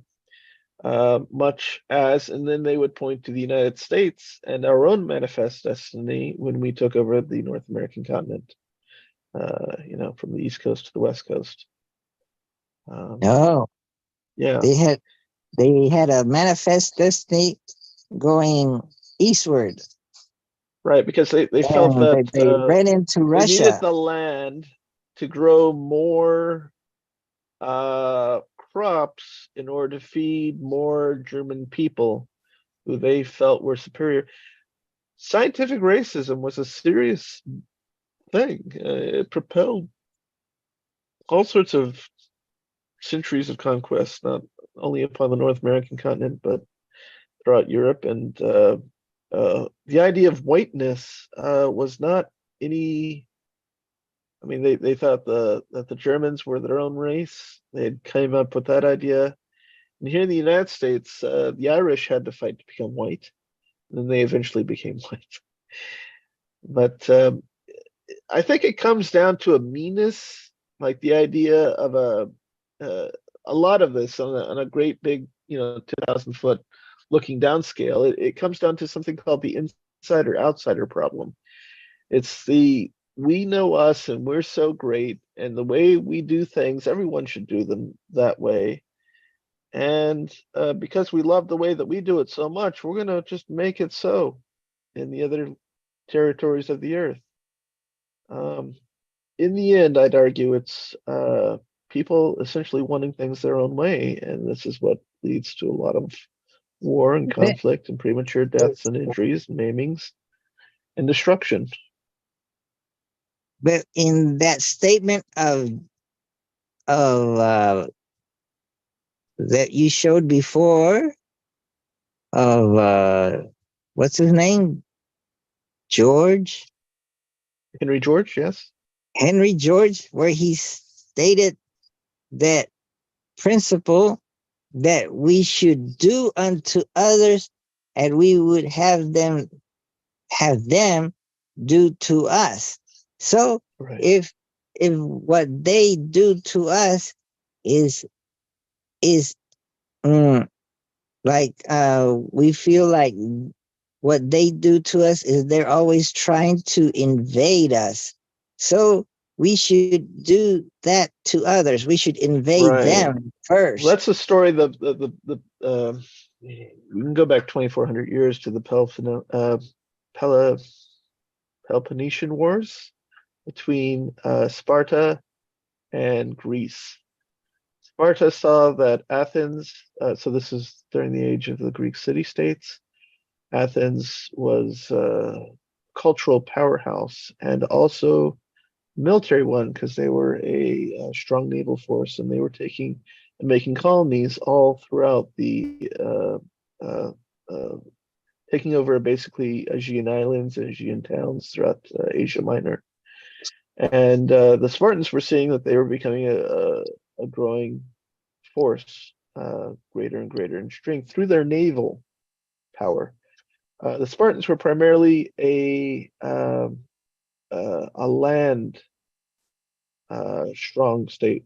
And the reason why the war lasted so long is because it was an army and a navy both trying to do battle with one another. And they each had their strength, and they were each strong, Sparta as an army and Athens as a navy in their own respects and in their own regards. But um, the reason why, I'm not sure if it was Sparta, I think it was Sparta who launched it against Athens, because they were fearful that they themselves would be taken over. So instead of being taken over, they preemptively decided to, while they were still, when they thought they would still be conquerable, they decided to launch a series of attacks in order to conquer them first. The Spartans with the Athenians. And it did work. Ultimately, Sparta did win the war. And then they installed a set of oligarchs who ruled over Athens. But that only lasted for about 4 years, and eventually there was uprising amongst the Athenians, who eventually kicked the oligarchs out and reestablished their democracy. So I guess it kind of harkens back to the quote that when all is said and done, more is said and done. And eventually, what did the Greeks and in general is that they, I don't know if it's true exactly or not, but there's a wonderful quote. Let me see if I can find it.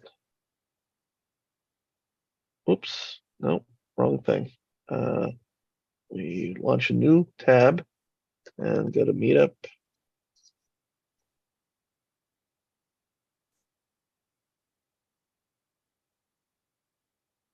All right. Discussions. Oh, yes, you can. Try again. I'll just go to the about. It'll show up on the bottom. By the way, this is at 3 p.m. Stokedown is hosting Freeman Dyson, Science Visionary and Math Virtuoso. That should be a fairly fun event at 3, from 3 to 4:30. Here we go. This comes from Edward Gibbon's writing in 1906. This is from the history of the decline and fall of the Roman Empire, which isn't necessarily regarded as it isn't like confirmed as absolutely historically accurate, but in terms of being a piece of English literature, it's at the point, it's at the pinnacle. He wrote, in the end, more than freedom, they wanted security. They wanted a comfortable life, and they lost it all. Security, comfort, and freedom. When the Athenians finally wanted not to give to society, but for society to give to them, when the freedom they wished for most was freedom from responsibility, then Athens ceased to be free and was never free again.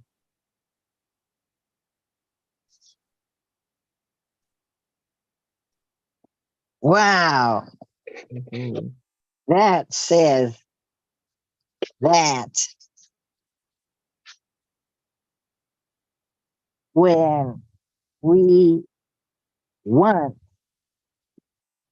freedom from responsibility, then we may lose freedom.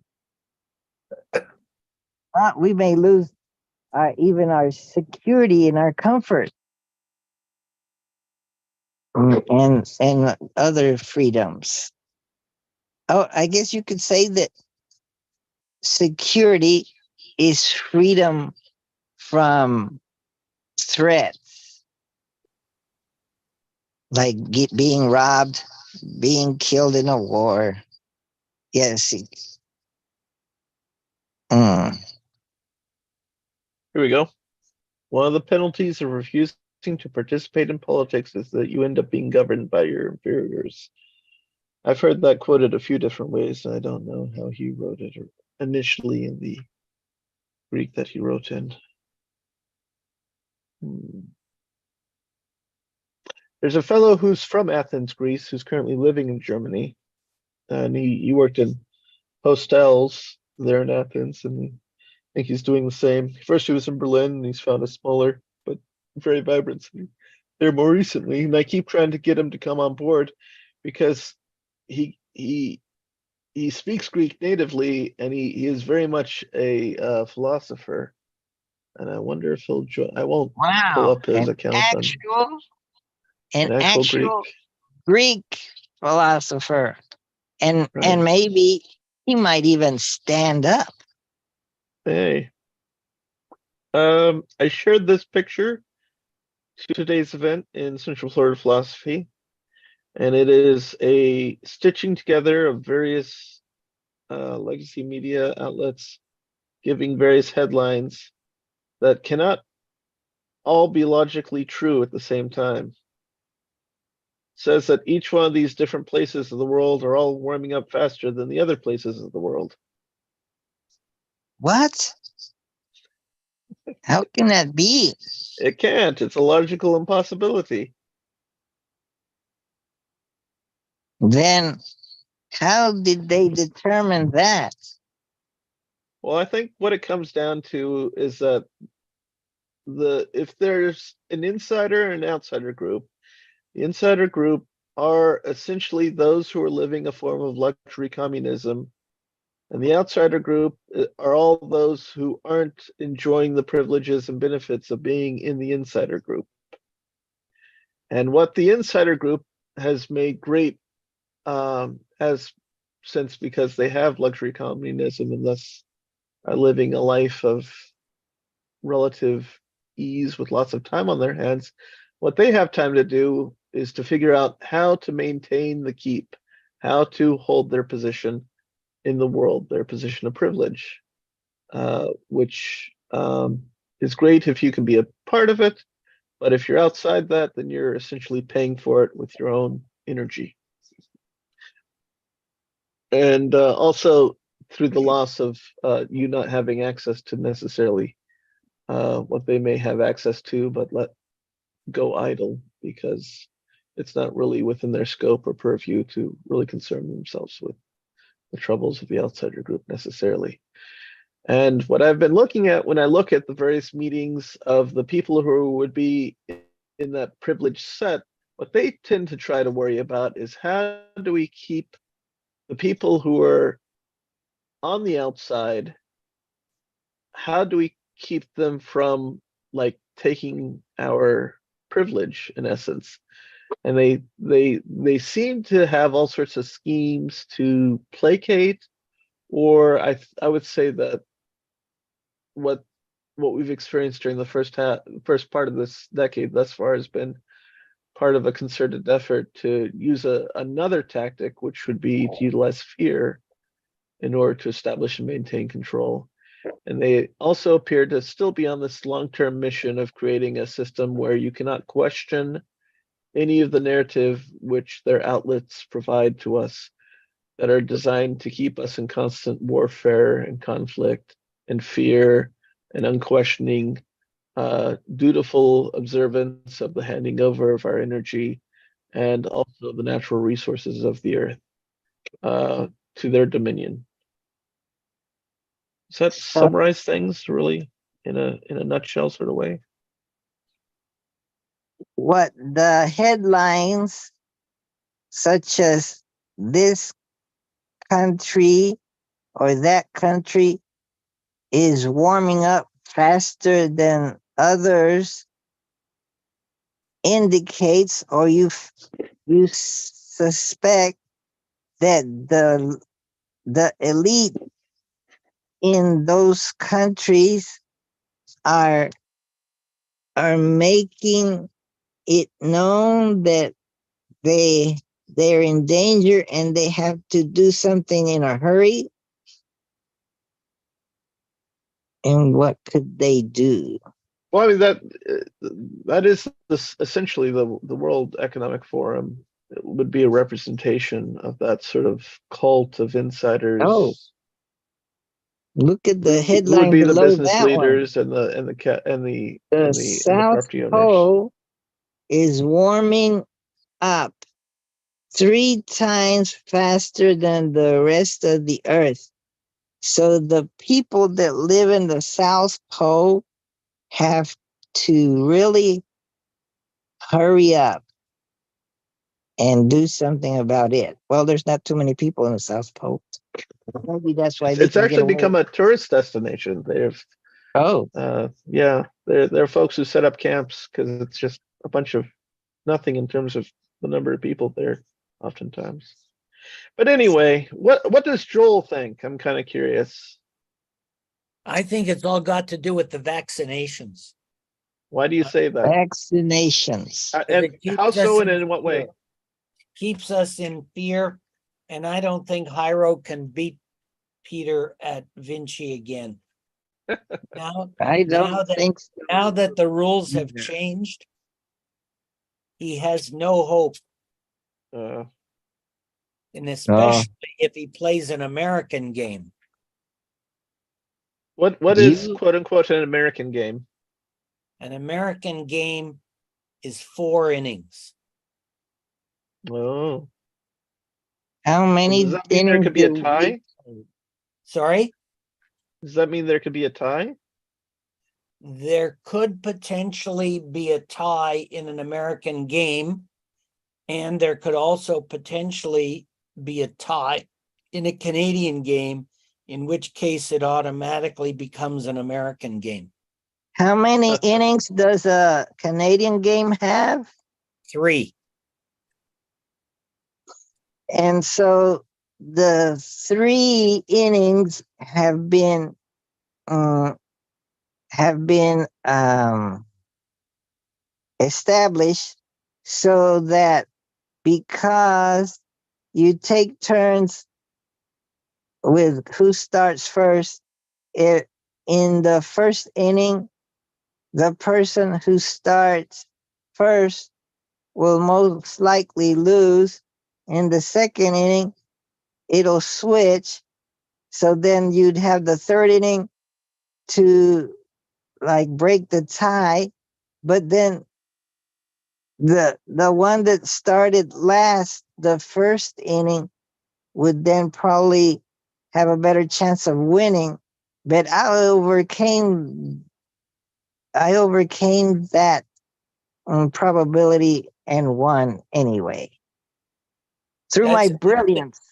that's actually very good, Hyro. You have got the rules down pretty well for only having played one non-sentient player.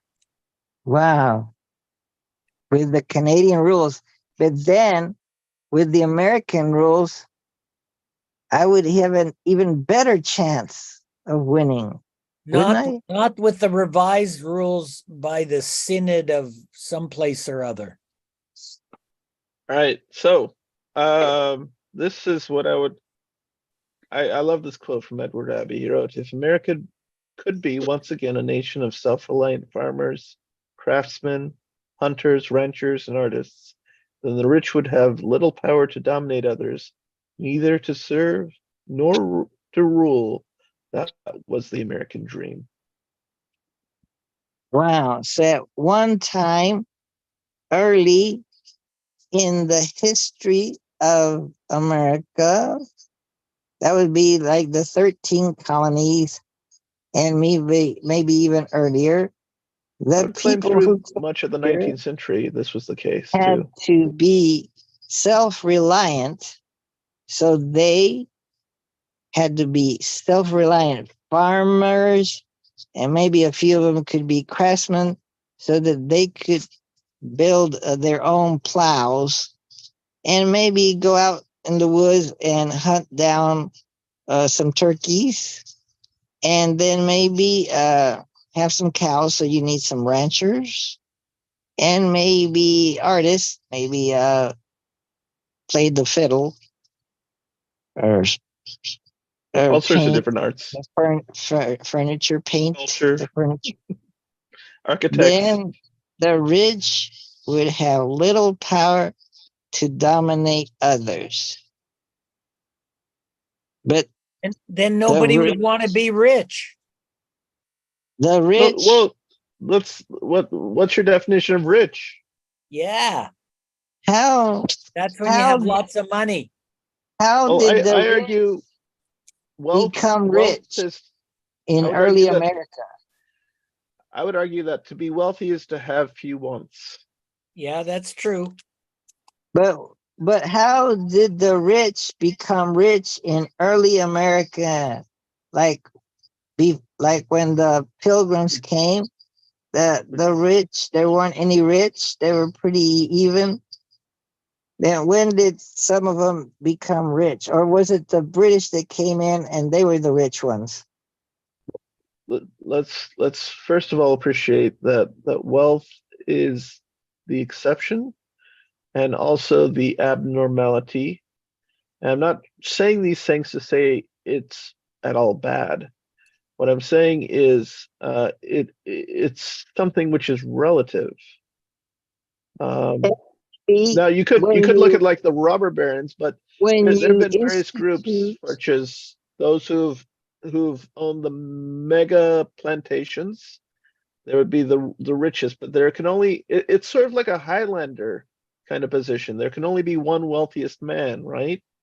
And then maybe there's a set of people behind that man or woman, and then it keeps going out from a gradation. So it kind And of then just maybe the wealthiest man would attract more wealth because he could lend out his wealth and he could get paid back with interest, and he would get over time wealthier, and maybe his offspring could inherit that wealth, and they could manage it well and keep making it grow more and more.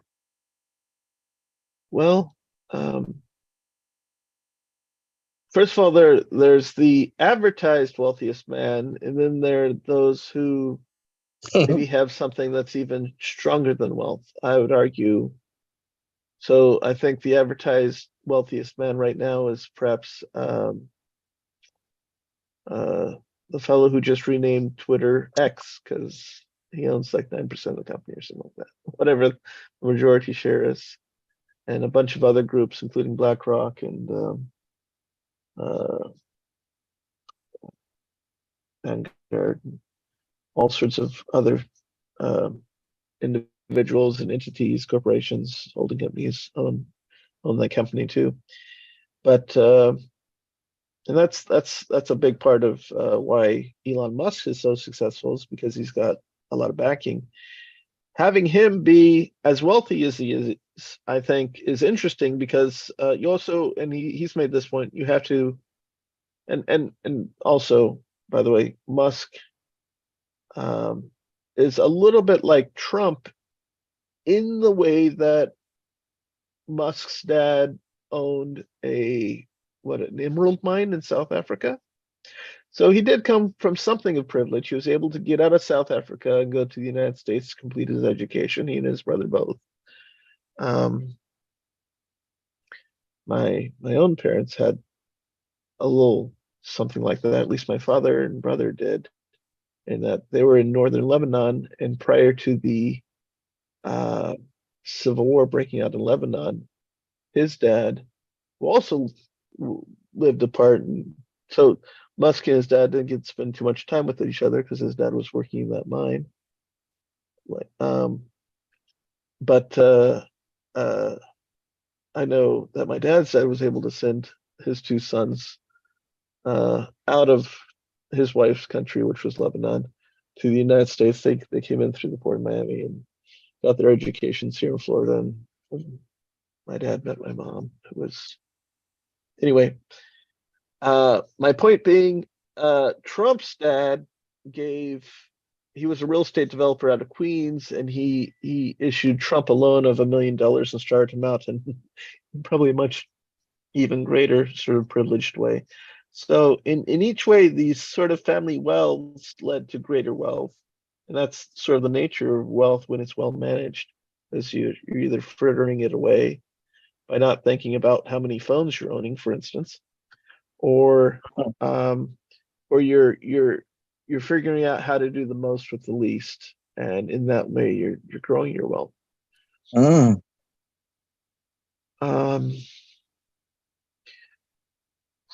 So yeah, then there's the other set of people who to them, they're not necessarily even thinking in terms of, let me see, what did the people at Citibank teach me? They said, and this is through their insurance sales program called Primerica. They said that in their literature, there's 4 ways to generate income. You can work for someone, so you can trade your time and energy to an employer. You can work for yourself, which they describe as the worst kind of boss because you never give yourself any breaks, or maybe you do give yourself breaks, but you're not as successful. But it's, because all the responsibilities on you, that can be kind of rough. You can own a system, such as Ray Kroc developed a system taking that which the McDonald's brothers had developed at one location, and he franchised it and multiplied it across the world, creating the McDonald's Corporation, which is primarily wealthy by way of owning the land that the McDonald's sit upon and owning the intellectual property, how to create a McDonald's hamburger, for instance, or a McNugget. And all the advertising and all the promise that comes with being, offering people who want to invest $60,000 or $100,000 to purchase and become a franchisee of a McDonald's. So that's owning a system. Another form of a system would be like the Federal Reserve System, owning a central bank, for instance. That came out of techniques, I would argue, primarily like the Medicis of Italy. The folks who were the money changers during Christ's time.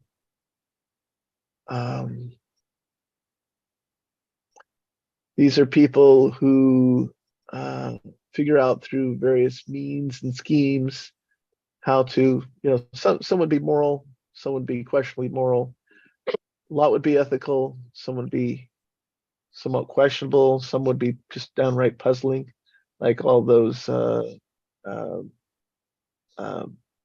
bundled up mortgage securities that led to the 2007-2008 financial crisis, which the fundamental aspects of which, if I understand correctly, were never really solved. So that can all be done again if they wanted to.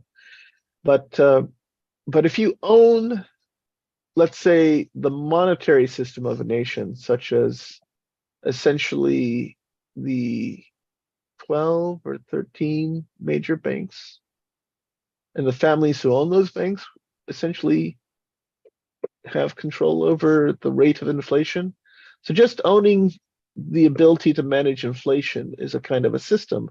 That's another way to generate income. And then the fourth and most traditional form that folks like Joel and my grandfather and anyone who holds any sort of investment portfolio or retirement vehicle understands inherently is where you let the money work for you, and that's where you're basically renting out your money. That's called investments. But is there a fifth? I don't know. Have you ever heard of a fifth way to generate income, Joel? Outside those 4. I'm sorry? Playing Vinci against Playing Vinci. Oh, bets? Betting, yeah. I guess. Yeah, you can gamble. Gambling would be a form. My father's father, he after spending like 3.5 decades in first Northern Arabia, then Eastern Arabia, and that was after Northern Africa because he served in World War II, and then he was like a postman for a while, as I guess in Libya back when it was managed by the British. Perhaps. Deliver mail on the Camel Express? I don't know. He probably used a car or a mail delivery truck or whatever it was. It was his job in North Africa because my father was actually born in North Africa. He was the first child of. They didn't have a Pony Express. They had a Camel Express. It was the 20th century. It was the 20th century. Mechanization is already there. So they had my grandfather drove Jeep his personal Express. vehicles were either Buicks because they were like a real quality vehicle in the mid 20th century. He died in 1999. He was born in the 1920s. Or he drove Mercedes Benzes because those were the two top of the line type vehicles. But Volkswagens? no, Mercedes. He would drive a Mercedes or a Buick. When he retired in 1990 with his $1 million from his career, Wow. he bought a car. He bought a Buick Electra 1990, new, cash, and he bought a house, just a three bedroom, 2 bath house in Winter Park, Florida, cash. And he bought you a house? No, but I'm sure he helped my dad buy his first new car and maybe helped us get set up in my father's house. He passed away in 1999, and he's buried over in West Orange County. Did he But leave you he died poor a fortune? because Did he leave you anything? Well, this is what he gave, a lot of lessons is what he gave me. That's some of often the techniques or the history. The stories are the most valuable part. What he proceeded to do with the remainder of his retirement nest egg, because he still had a pension. I think his mother, his widow, my dad's mother, who still lives in Winter Park in that house, she still gets a little bit of a pension from the company that he helped develop for about 30 years in Eastern Arabia. But for his nest egg, he then proceeded to spend about $750,000 on the Florida lottery, which had just been established here in the state back at that time. And remember, they were promoting it as going towards education. What the Florida legislature did is they shifted the cost, a lot of the education costs, off of property onto the lottery proceeds. So it's a way to lower property tax in the state of Florida, so that anyone who doesn't understand math would then be funding it. And I think 5 or 6 times my dad's dad got 5 out of 6 numbers of the Florida lottery, winning between $3,000 to $5,000 each time. But of course, he sunk more into Florida education or into the lottery, never getting the 6 out of 6 in his years of playing the lotto. So we could have been much richer, but the odds were against us, and indeed we did not win. Encouraged to kind of invest in the Florida lottery, but then also played the lottery. Yeah, because they promoted it as part of their advertising, that you're really funding education when you buy a lottery ticket. So every time, you're not just helping yourself, you're helping the future of Florida and the children. What a brilliant method of or and a you twist feel of better turn of public relations. if you losing your money. If you lose, which your 99% chance of losing, you feel good that you've contributed to Florida education, so the kids will know how to read and maybe be not join the gangs, stuff like that. It has improved. It has improved. Florida education has improved over time, but not as much as maybe some of us would have liked. And there's still fundamental issues. And we still see Vince board, but we don't see Joel anymore. He popped out somehow. Maybe because we got into a topic that was too parochial. Parochial? As in to our local area and not his local area?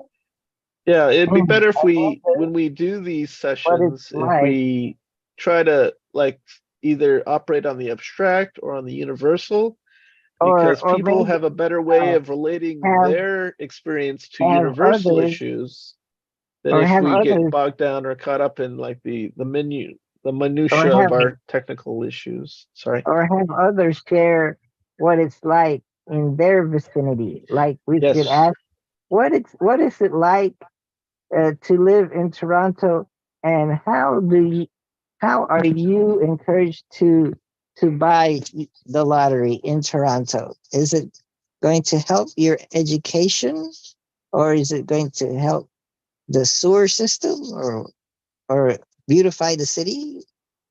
Hmm.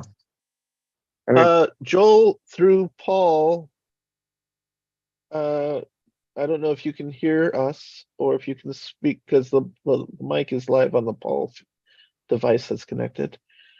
Do you have a lottery there in Ottawa? Is that where he lives, in Ottawa? Is that where Toronto is? Yes. Yes, they Huh? do. They do have a lottery.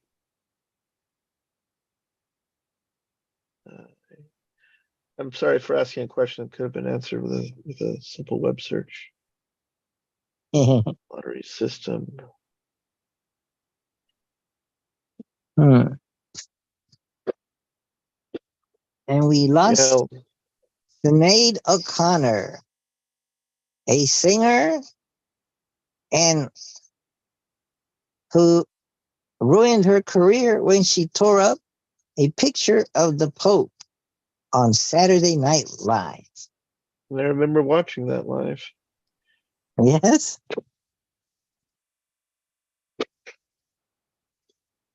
Oh, don't tear up pictures of religious persons. Here's the trouble with having a state lottery. It's dependent upon people not understanding a certain branch of mathematics. So if the state lottery, which is using the lottery money to pay for education, that means there's an implicit and an inherent disincentive to teach the residents of Florida or the next generation of potential lottery ticket buyers that branch of mathematics that lets them know it's essentially a bad deal. Oh, is that the branch of mathematics known as probability and statistics? Yes. So they would learn that the odds are very low. And so you would say, I probably should not buy this lottery ticket because I probably will not win, even if I played it for the rest of my life. Although there's a person that played it in the same Cumberland convenience store near is it Hoffner and South Orange Avenue? You know that area? And he played at that convenience store all the time, and he won the lottery twice. I don't know, within 2 or 3 years he won it one time, and he kept playing again. You'd think that if you played it once, you won. I'm gonna quit playing it, but he kept playing it, and he won it again at the same store. How how can how are the odds in his favor so much? Was it rigged, or is it incredible good fortune? Is it karma? Wow. I don't know. I think there are enough people who would believe it would work by random, and they would have faith in the random roll of the dice. After all, Peter only lost by a point when he was represented, or with dice and maybe a slight influence of and could have been perhaps even unknown or unappreciated or unrealized by the game master. So Joel has changed the rules to make it harder for me to beat. Right. Peter. Joel, in addition to having his investments, would also have a potential revenue stream by way of his system, the game of Vinci.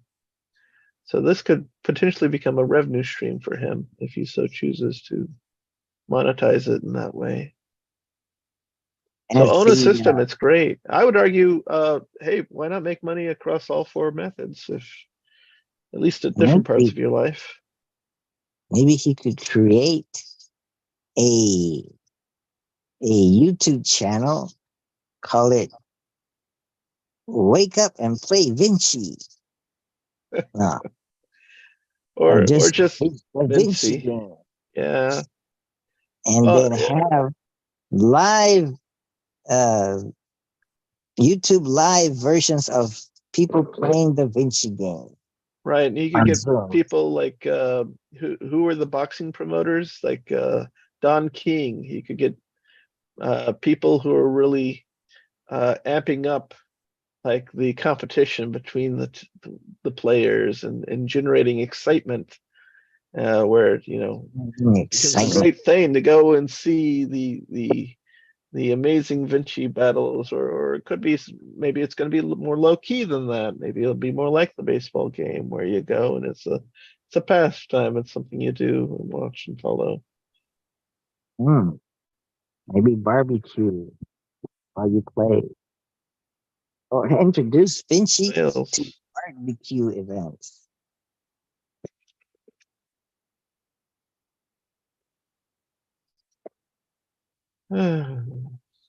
We have, how would two Vinci players that are artificial intelligent agents, like that know the rules, and then play against each other, and at one point they know what works. Every time they play, they learn what works, and they play at fast speed, so they're playing like 10,000 innings of the Canadian version. So that would be divided by 3. How many games would that be? A minute. And so they become better and better at it. And so, but since they're both AIs, maybe they're equally getting better. I'd like us to touch again upon the idea of contentment and how through contentment, we might become enslaved.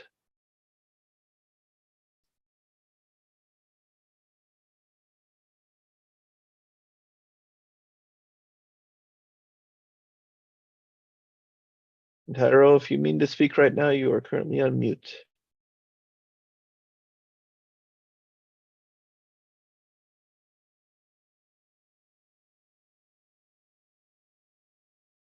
And Joel, I still see your board set up there. I'm curious, Joel, you have 3 sets of marbles, white, black, and red. And it looks like on the initial setup of the board, you have a black item. Let me stop sharing. And I'm gonna on my own side. And so I can see. Oh no, it's just colored in maybe with a black marker or something. In that center square. Then you've got 1, 2, and 3, and 4.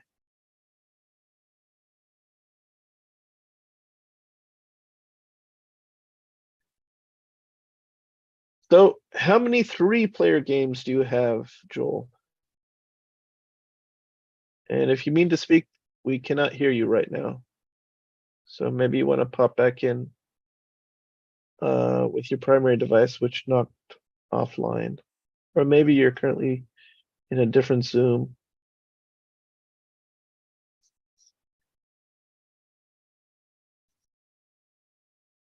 And Tyro, you're still muted on both your devices. Or is it 3 devices?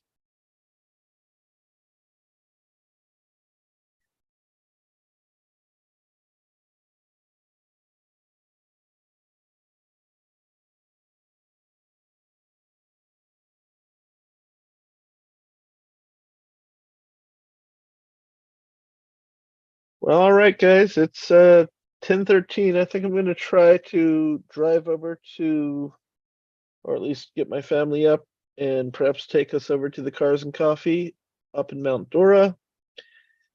And perhaps check that out. Or if we don't do that, we might go over to Rockledge over on the East Coast, or just inland from the Banana River, where they're doing a like complete bags of clothes for $5. I was on a phone call. It was the gardener. He says he can't cut the grass right now because the machine broke.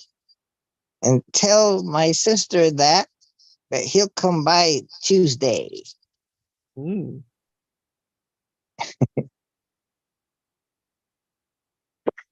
Oh, I can That's go. another kind of system that one can own, a factory that produces machines.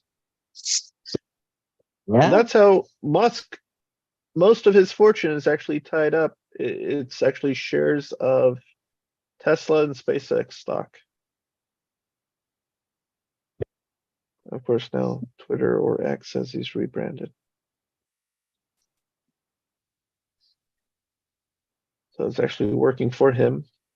But he also owns systems too. So and that's like the factory in Texas is one of the most advanced in the world. Probably maybe after the Hyundai plant in Louisiana, because they are factories that employ very few humans. And it's basically giant warehouses full of robots outputting cars that they can then sell to customers. So, is it possible to become rich doing landscaping? Difficult. One of my first jobs was cutting lawns. It's you got to have the right equipment and a good crew, and you're only going to be able to go so far. The best way, or one of the, well, I don't know. You can put all your eggs in one basket, but I believe in having multiple revenue streams, and that seems to certainly work for Musk. And I've got to go attend to my wife, so we're going to go try to have a life outside of Zoom and meet up and the internet in general today. Everyone, it's been a very, very wonderful time this morning. Thank you, Hiro, and I bid you all We a will good day. return your freedom to you. Nope, I'm taking it.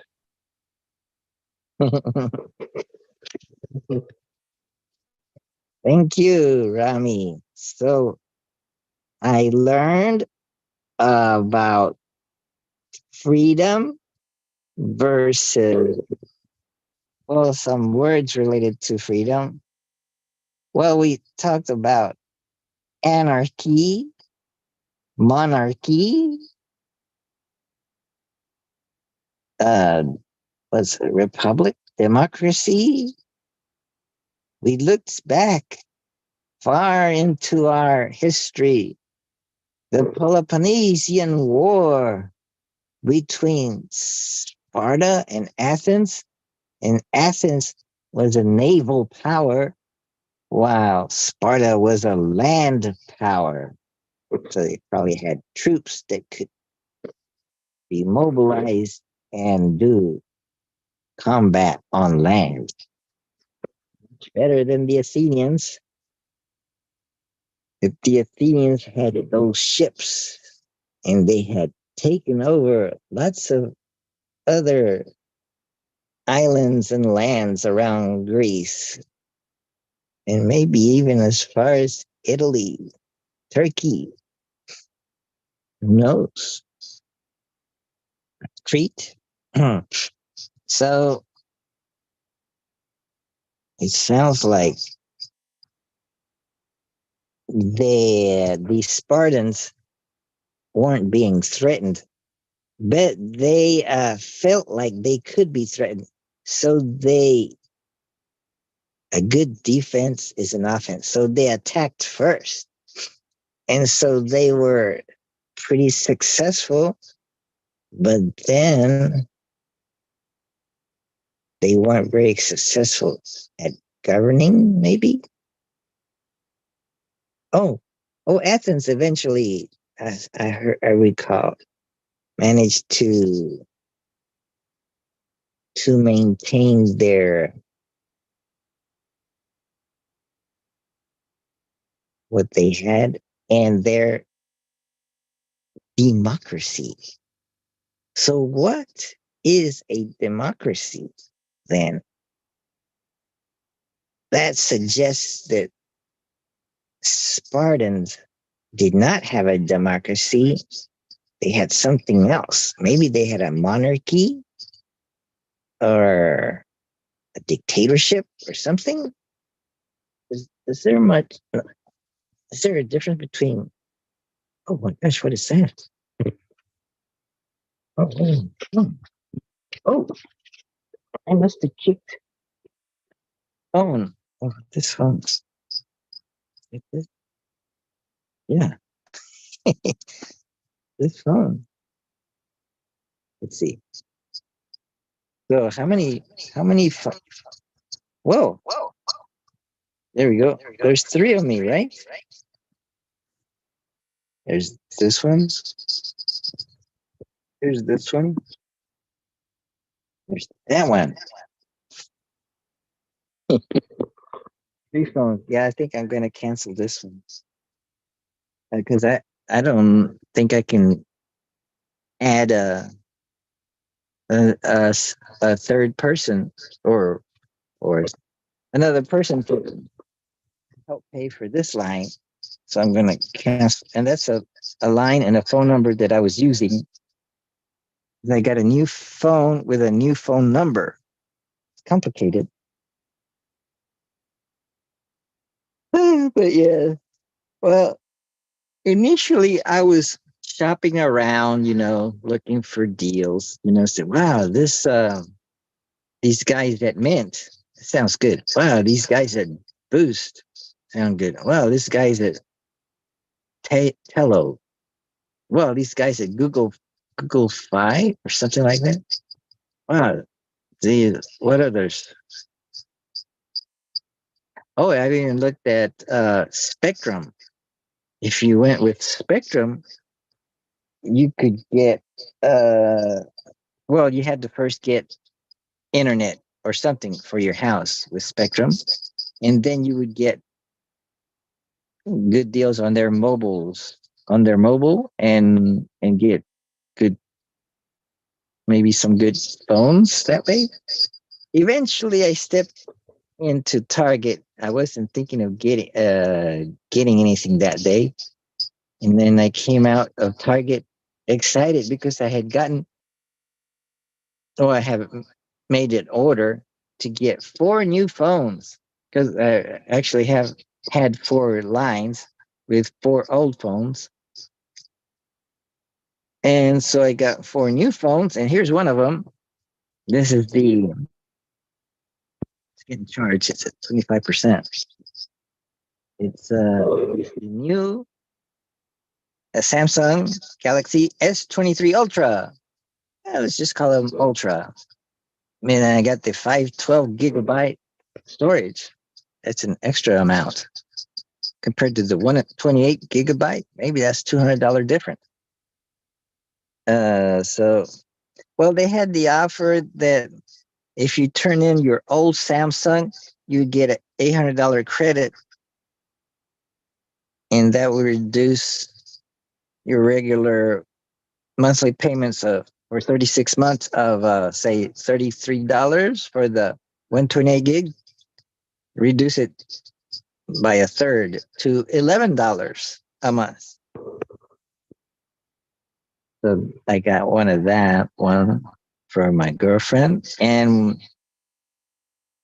she's been on one of the lines. And for me, that's if she turns in her phone. She better turn in her phone. I already turned in mine, my Samsung phone. So I'll be getting mine at, instead of $11 a month, I'll be getting mine at $16 a month because mine's got 4 times as much storage. Instead of 128 gigabytes of storage, it's got not 256, but 512. Wow. Okay. Oh, I see a hand on the Benchy board. And I see that there's I see the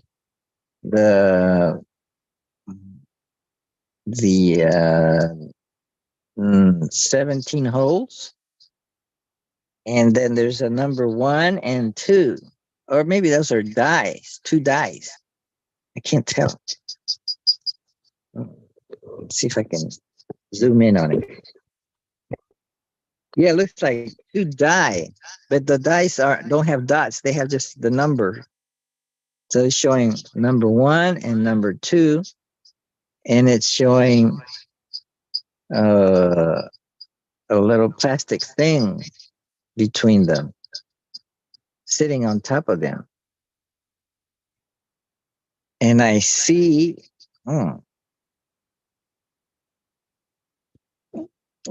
a piece above the regular Vinci board. It's hard to tell what it is. Let's see if I can take a screenshot of it and zoom in on it. Oh, man. Yeah. Let's see what. Wow. Oh, it's got the numbers 1, 2, 3, and 4. And it's got the letter V-I-N-C. Oh, what about the I for Vinci? It's only got Vince, maybe? So the budget wasn't there to get the I at the end. So we only got 4 letters. Vince. No Vinci today. Maybe next month. Oh. Yeah. You see, I could share that. Here's what I'm talking about. If I share and I go to photos, right? And select gallery. There, select that one. So I'm sharing that. Then if I can, do I have tools? Oh, I can go like this. So this right here, it's got the letters V, I, N, C, but no I.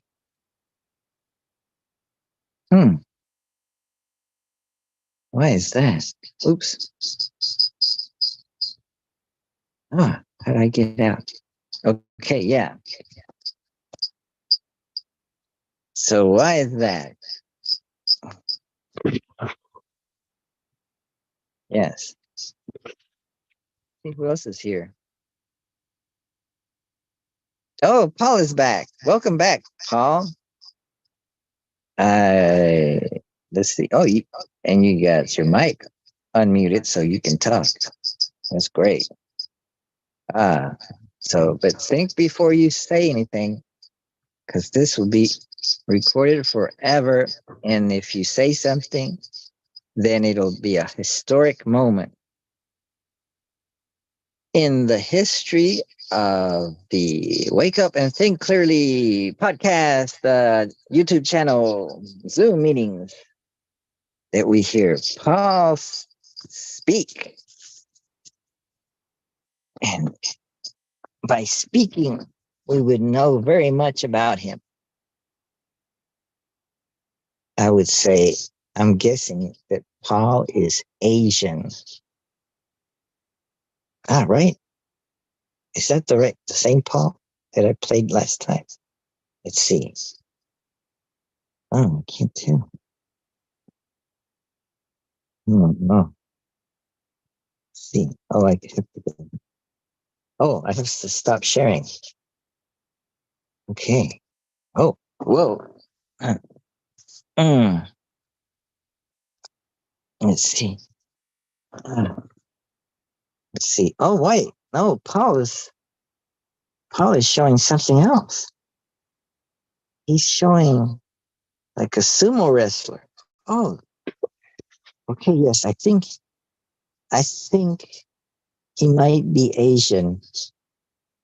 He's got a sumo wrestler. I think that's a sumo wrestler.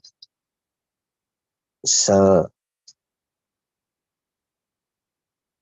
I think he might be Asian. It's got some Asian characters.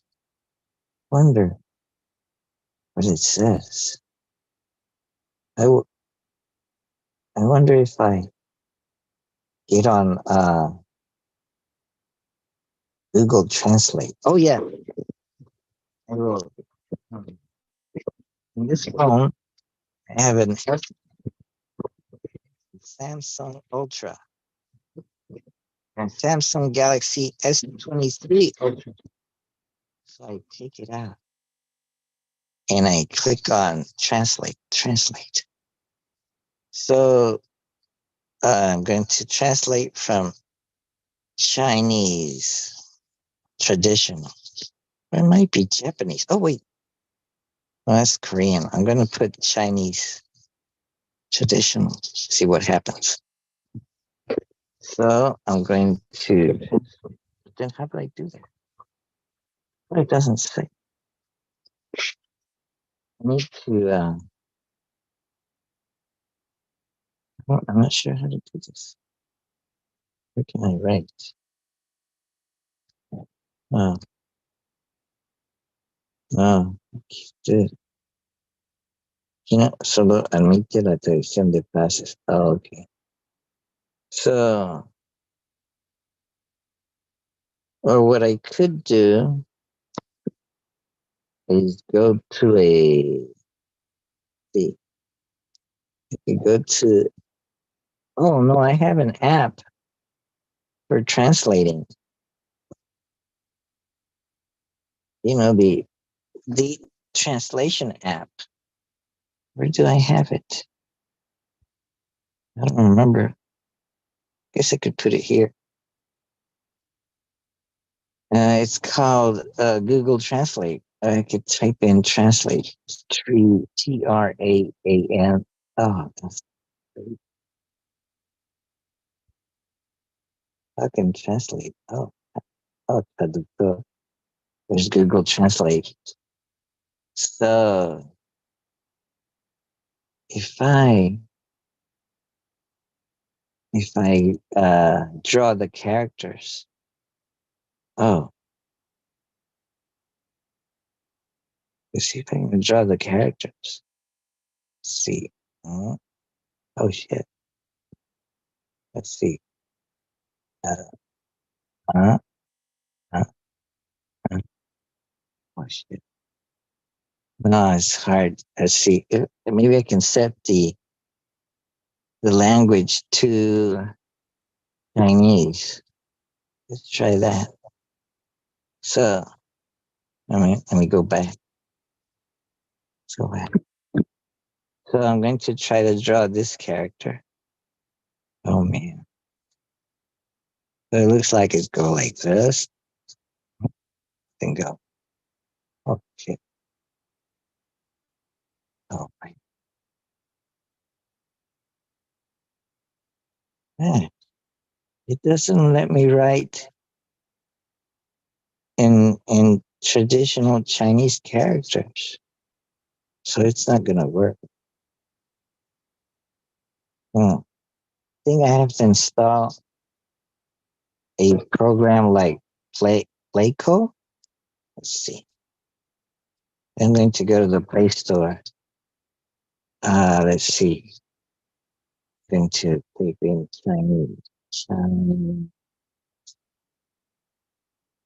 Chinese writer, Chinese keyboard. I don't think I could use. I think Chinese characters. Chinese writer, maybe. Install a Chinese writer.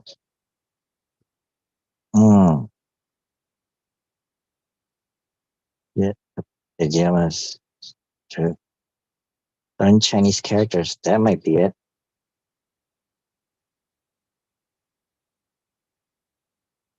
There's another one called Lake. Yeah, but learn Chinese smarter. Kanji. I'm not sure. You could try this one. Write Chinese. Let's try this one.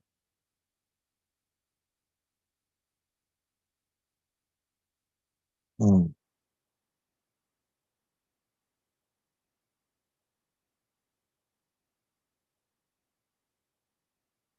Let's see.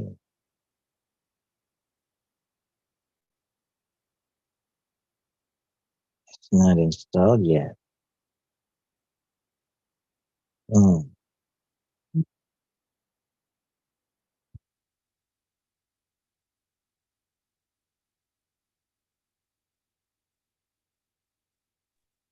Welcome back, Joe, to Wake Hello. Up and Think Hello, Clear. Hyro, Samsung, Paul, Motorola Edge.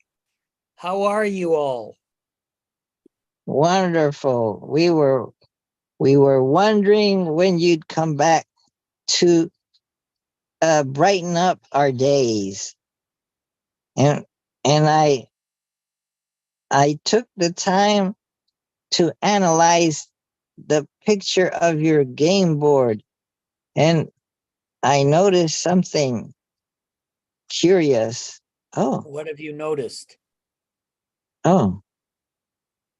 So if I share this, I see that this area here is got the letters V, I, N, C. But there, the I must have fell. It only had 4 spots and we needed another letter. Oh, it wasn't in the budget to acquire a 5-letter stand-up That's philosopher right. board. That's right. Oh, so sorry. Oh, but dude, you got beautiful red, white, and black marbles. Yep. And we got the first and the second inning stuck together because if you remember, if you win both of those in consecutively, you get an extra point. Hmm. Is that for useful for a game consisting of, say, 9 innings or something like that? It can be, but it's more important in the shorter games.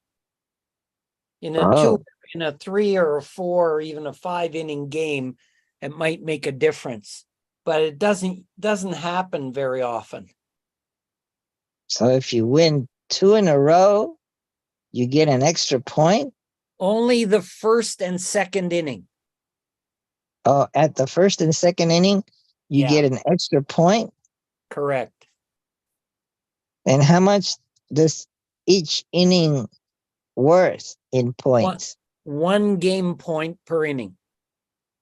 Oh, so if you win 2 in a row, you get another point. It's like winning 2 in a row is like winning 3, Exactly. but that's only the first 2. Correct. Why is that a new rule? No, that was the same rule we were playing with, but it doesn't happen often. Typically, when you're playing with people of approximately equal abilities, they tend to shift around quite regularly so that it wouldn't Oh, happen often. But sometimes if you're playing with people that are quite new or aren't quite getting it, so to speak, then that will happen and it'll maybe tune people up to let them know they're not kind of up to their potential. wow. Maybe I could have been the first to win 2 in a row that last time I played with Peter if I had only made the better moves in the first inning. Well, now you're a more experienced player, so Wow. you can try it with Paul, but he looks like a pretty tough player. Oh. Oh. And now that Oh. you've experienced it, we could Who try a 3-way game. who was it? Oh, it was it was when I played Peter, who I suspected was from Asia, because in his symbol he had a character that let me share what it looked like. It looked like, like, like, like, like, like, like this. Huh? Mm. And that that's a character that represents a person walking. See, there's this leg and that leg. You go swish, swish. And a person walking is different from an animal, because people walk and with on 2 feet and animals on four. Maybe an animal would be something else. But it's a person, a human. So maybe the person that went by the name Peter uh, hmm, created his symbol with the symbol for person or human person. Like it's a Chinese character. So maybe that person was Asian or Asian origin. And I suspect Paul is also of Asian origin. He looks like a mean sumo wrestler from Hawaii or something. He could be from Hawaii or Japan or Mongolia. There's a lot of sumos from Mongolia. Oh. The characters at the bottom look Chinese.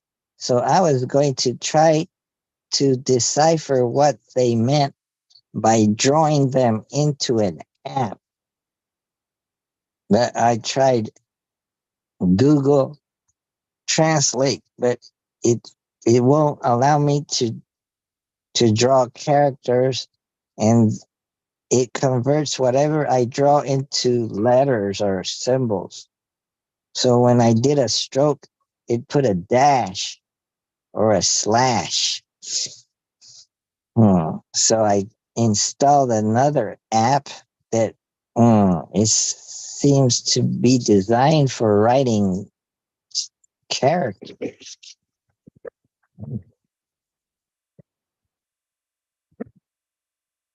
Hmm. Ugh, I'm getting sleepy here. Hold it over here.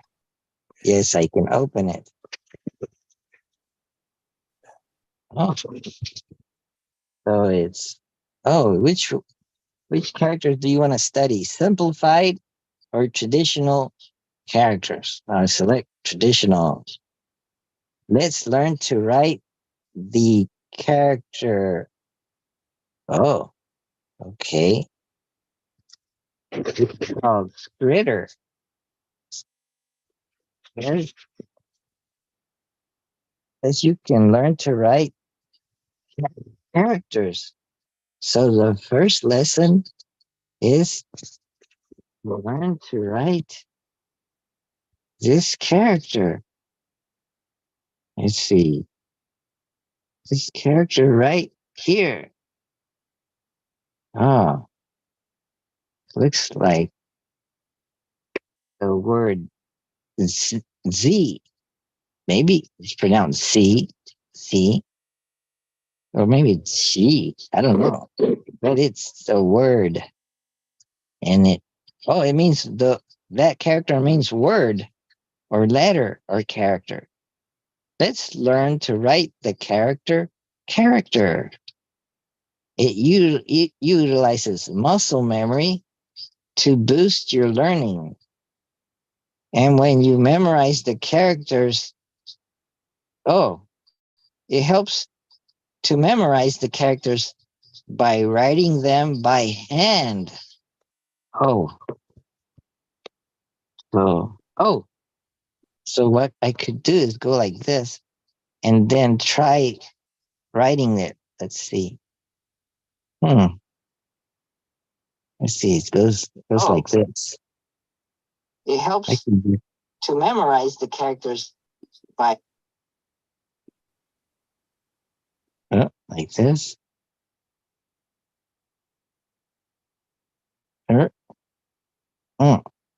Something like that. That's what that green is. I think you go in this direction. You go like this, and then you go like that, and then like that.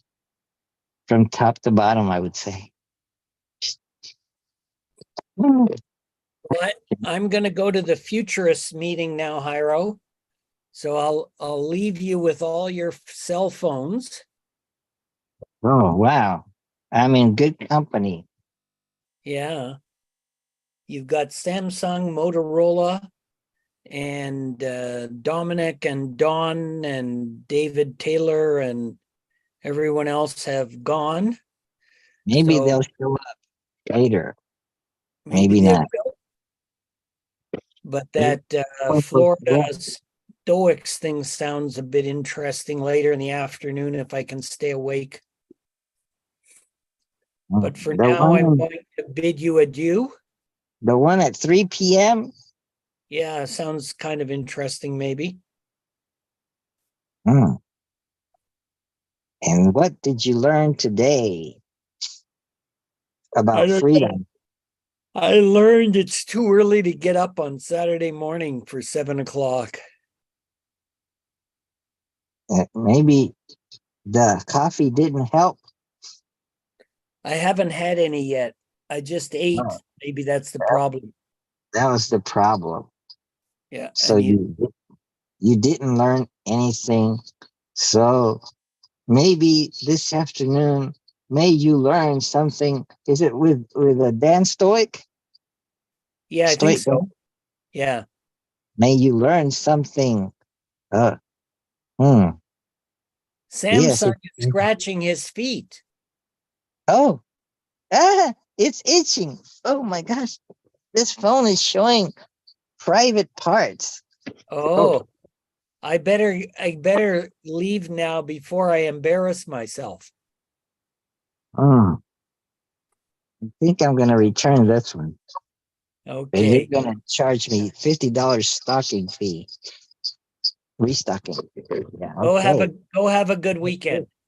Have a good weekend, and may you learn something this afternoon. Thank you.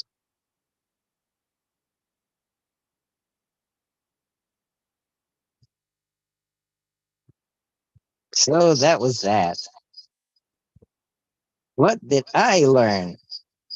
Oh, I was saying that I learned something about the Peloponnesian War between Athens and Sparta.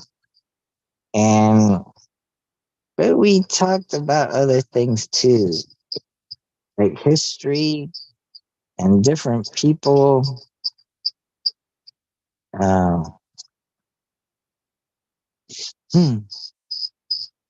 Something that Henry George said. He said that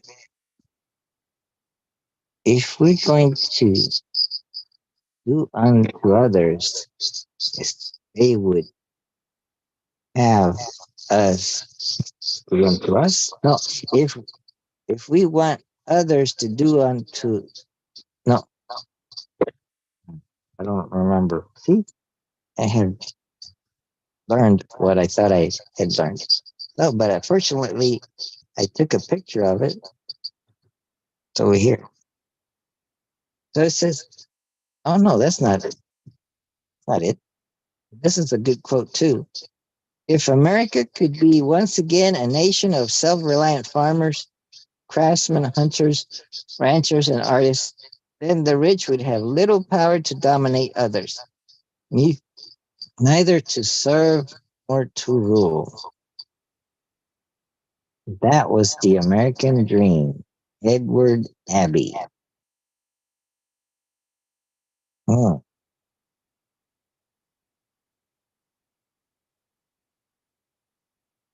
I don't know. I don't understand what the meaning neither to serve nor to rule. Oh, okay. Neither to serve nor to rule. That's the American dream. So the American dream is that we should neither serve nor rule. Because if we serve, we're a slave. And if we rule, we're taking advantage of people, maybe. So everybody is kind of self-reliant. That would be nice, I guess. Let's see. Oh, I had my video turned off.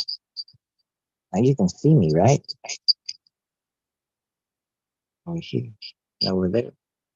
Oh, you can see that I'm lying down,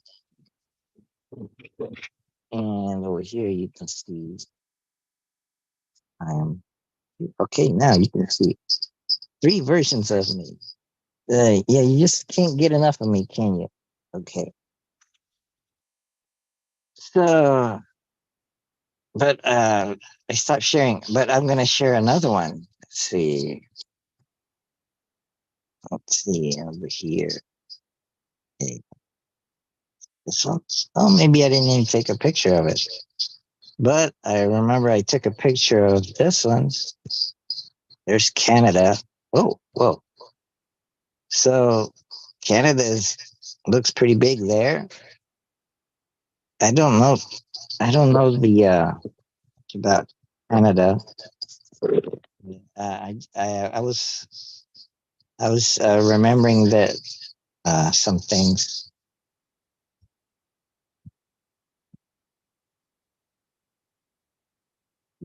Remember that in Canada, if I oh, that's where I live, right there. I live and work there. Said trabajo. It's in Spanish. But in Canada, oh, in Canada, I know that Toronto is approximately here, and another city that's in Canada that's pretty important. Maybe it's around here, Montreal, and maybe Winnipeg is around here, and then Vancouver is around here. So I know that this is British Columbia.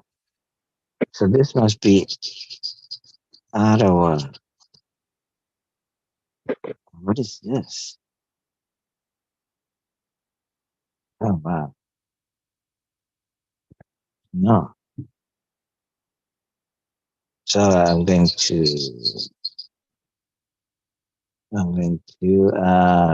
pick up and so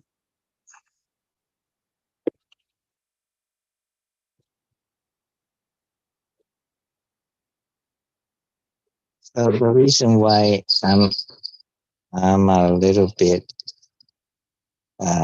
interested in Canada is because there's a lot of activity going on there.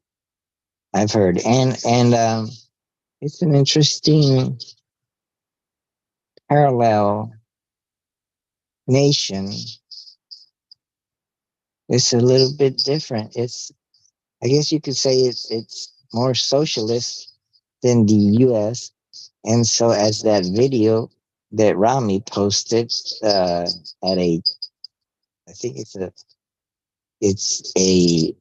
it may have been at a Facebook Wake Up and Think Clearly group chat.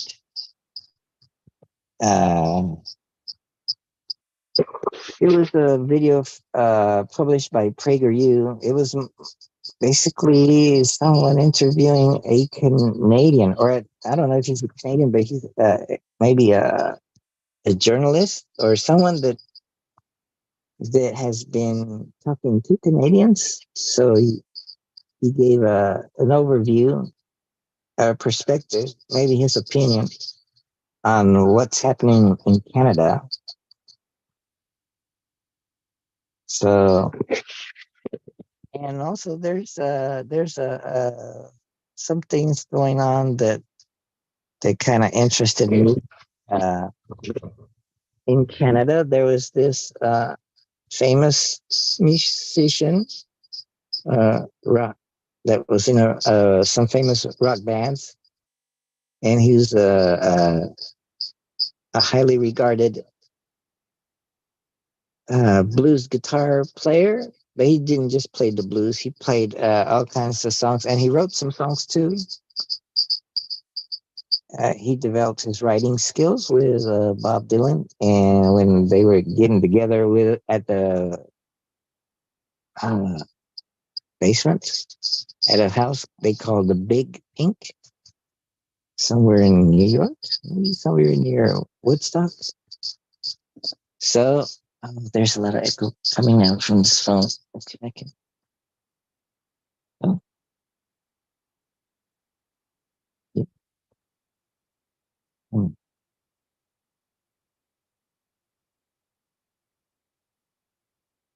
Here I am. Oh wow, there's still. You won't go to zero. You won't mute. See if I can mute it completely.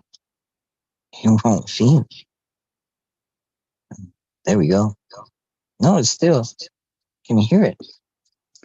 We can hear it over there too. That's weird. It won't mute. Anyway.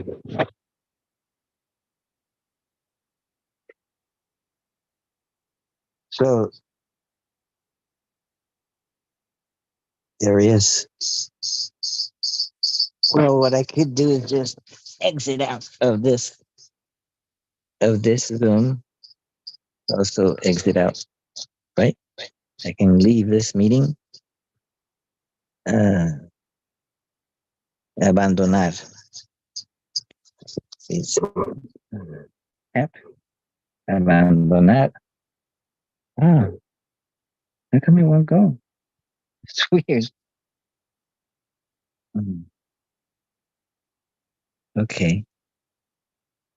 There, I got out of that on that phone. This meeting using that phone. And then I can get out of this meeting by going like this. So there's no more echo. It's just me without myself and I, just by myself. So yes, Robbie Robertson was a Canadian. He was native. I don't know. He was part Native American, maybe on his mother's side. I forget. He learned to play the guitar maybe around 10 or 12, and wanted to join bands and do the Elvis Presley kind of thing. With the whole band. He got on the Hawks pretty young, and he started writing songs that would be popular for their band, and they accepted it. So it, he must have been 18 when he wrote a song for the Hawks. And then when they got together with Bob Dylan, the founder of the Hawks, Ronnie Hawk, I think, something like that, Ronnie Hawkins, he left the band. So the remaining folks was Robbie Robertson and Levon Helm. So, and maybe a few others. Yeah, pretty much most of the others were there, I would say. There was Rick Danko.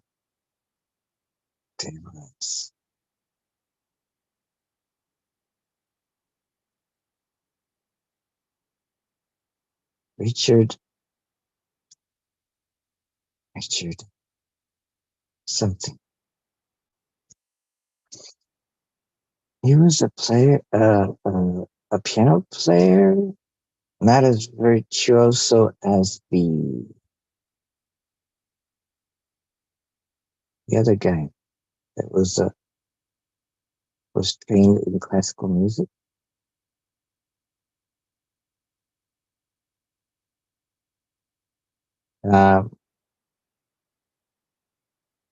So anyway, Robbie Robertson died. I was watching videos of him singing "The Weight," which Levon Helm was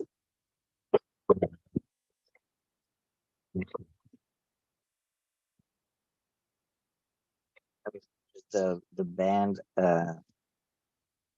ended, and so he got on Saturday Night Live, maybe in the 80s. But G.E. Smith is in there, and they played "The Weight," you know, "Old in the Nazareth, just the famous at the 10. Take a load off Annie. Take a load for free. Take a load of Annie. And you put the load right on me. He's got a nice, interesting chorus. Take the load off Annie. Yeah. So he wrote that song. And in the night, they drove old Dixie down. So that's a song. It's about the South, and Southern folks would probably like it. But he wasn't from the South; he was from Canada. But I guess he wrote. He could write songs trying to tell a story that might people. I don't know what people in the South think of that song. The night they drove old Dixie down. It sounds like a sad song that the Southern people would say, "Oh, those Northern people, they destroyed old Dixie." Oh my God. I don't know. Hmm. So,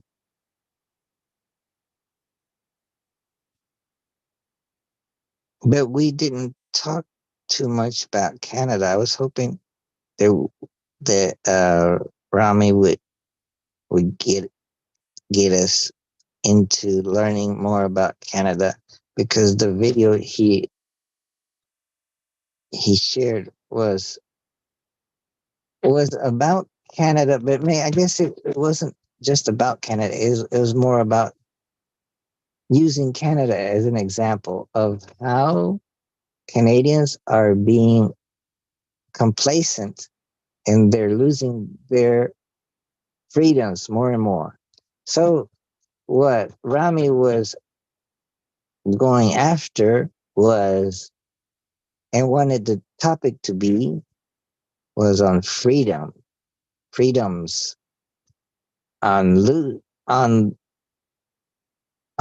seeing examples, like maybe using Canada as an example of how they are losing their freedoms for being complacent, or at least they may be losing their freedoms. Maybe some are trying to do something about it, and that we too could be losing our freedoms if we don't learn what's going on. If we don't learn to wake up and think clearly about what's really happening out there behind the scenes, maybe. Maybe we have to speculate a lot because we have to uh, recall our past history or histories of others and see how things ended up with them, and maybe listen to the news and think critically about the news, think logically, think clearly about the news, and then suspect that the mainstream media tends to show it this way or that way. And so still watch it, but with that discernment and hmm, and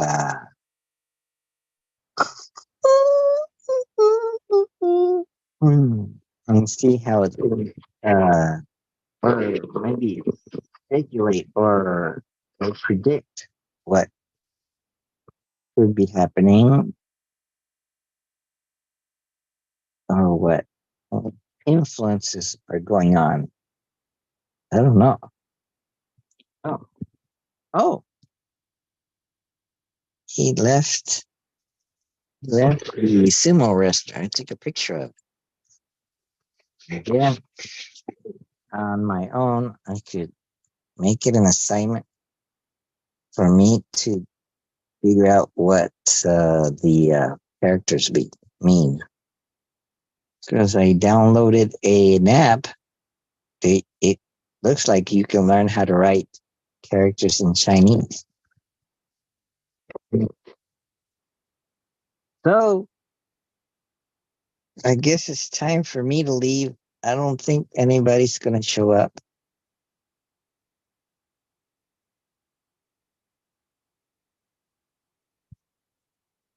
Hmm. Oh, yeah.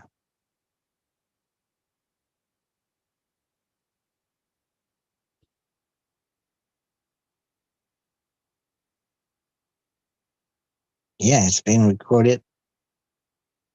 It's been recorded onto the Zoom cloud, and it's also live on YouTube. I see. I wonder what happens if I hit this record button. Uh, can oh, that could stop recording or pause it. Oh, okay. So it's actually it's not red color. Okay. Oh well.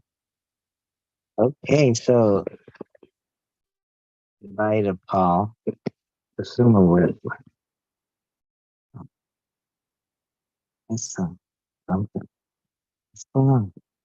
My microphone working? Yeah. Okay. So I'll leave you with some kind thoughts. May your day be pleasant and fruitful, as in whatever you have sown that gives you pleasure, may it sprout and bloom. And maybe if you're growing foods, may they be ready for harvest. And may you stay cool, because in Florida the days are pretty hot. And if your air conditioner is not working, may you get it fixed. Right. So that is my air conditioner. Thank you again for watching all the way up to this point. I hope you enjoyed it. Good night. Good night? No, it's good afternoon. Bye.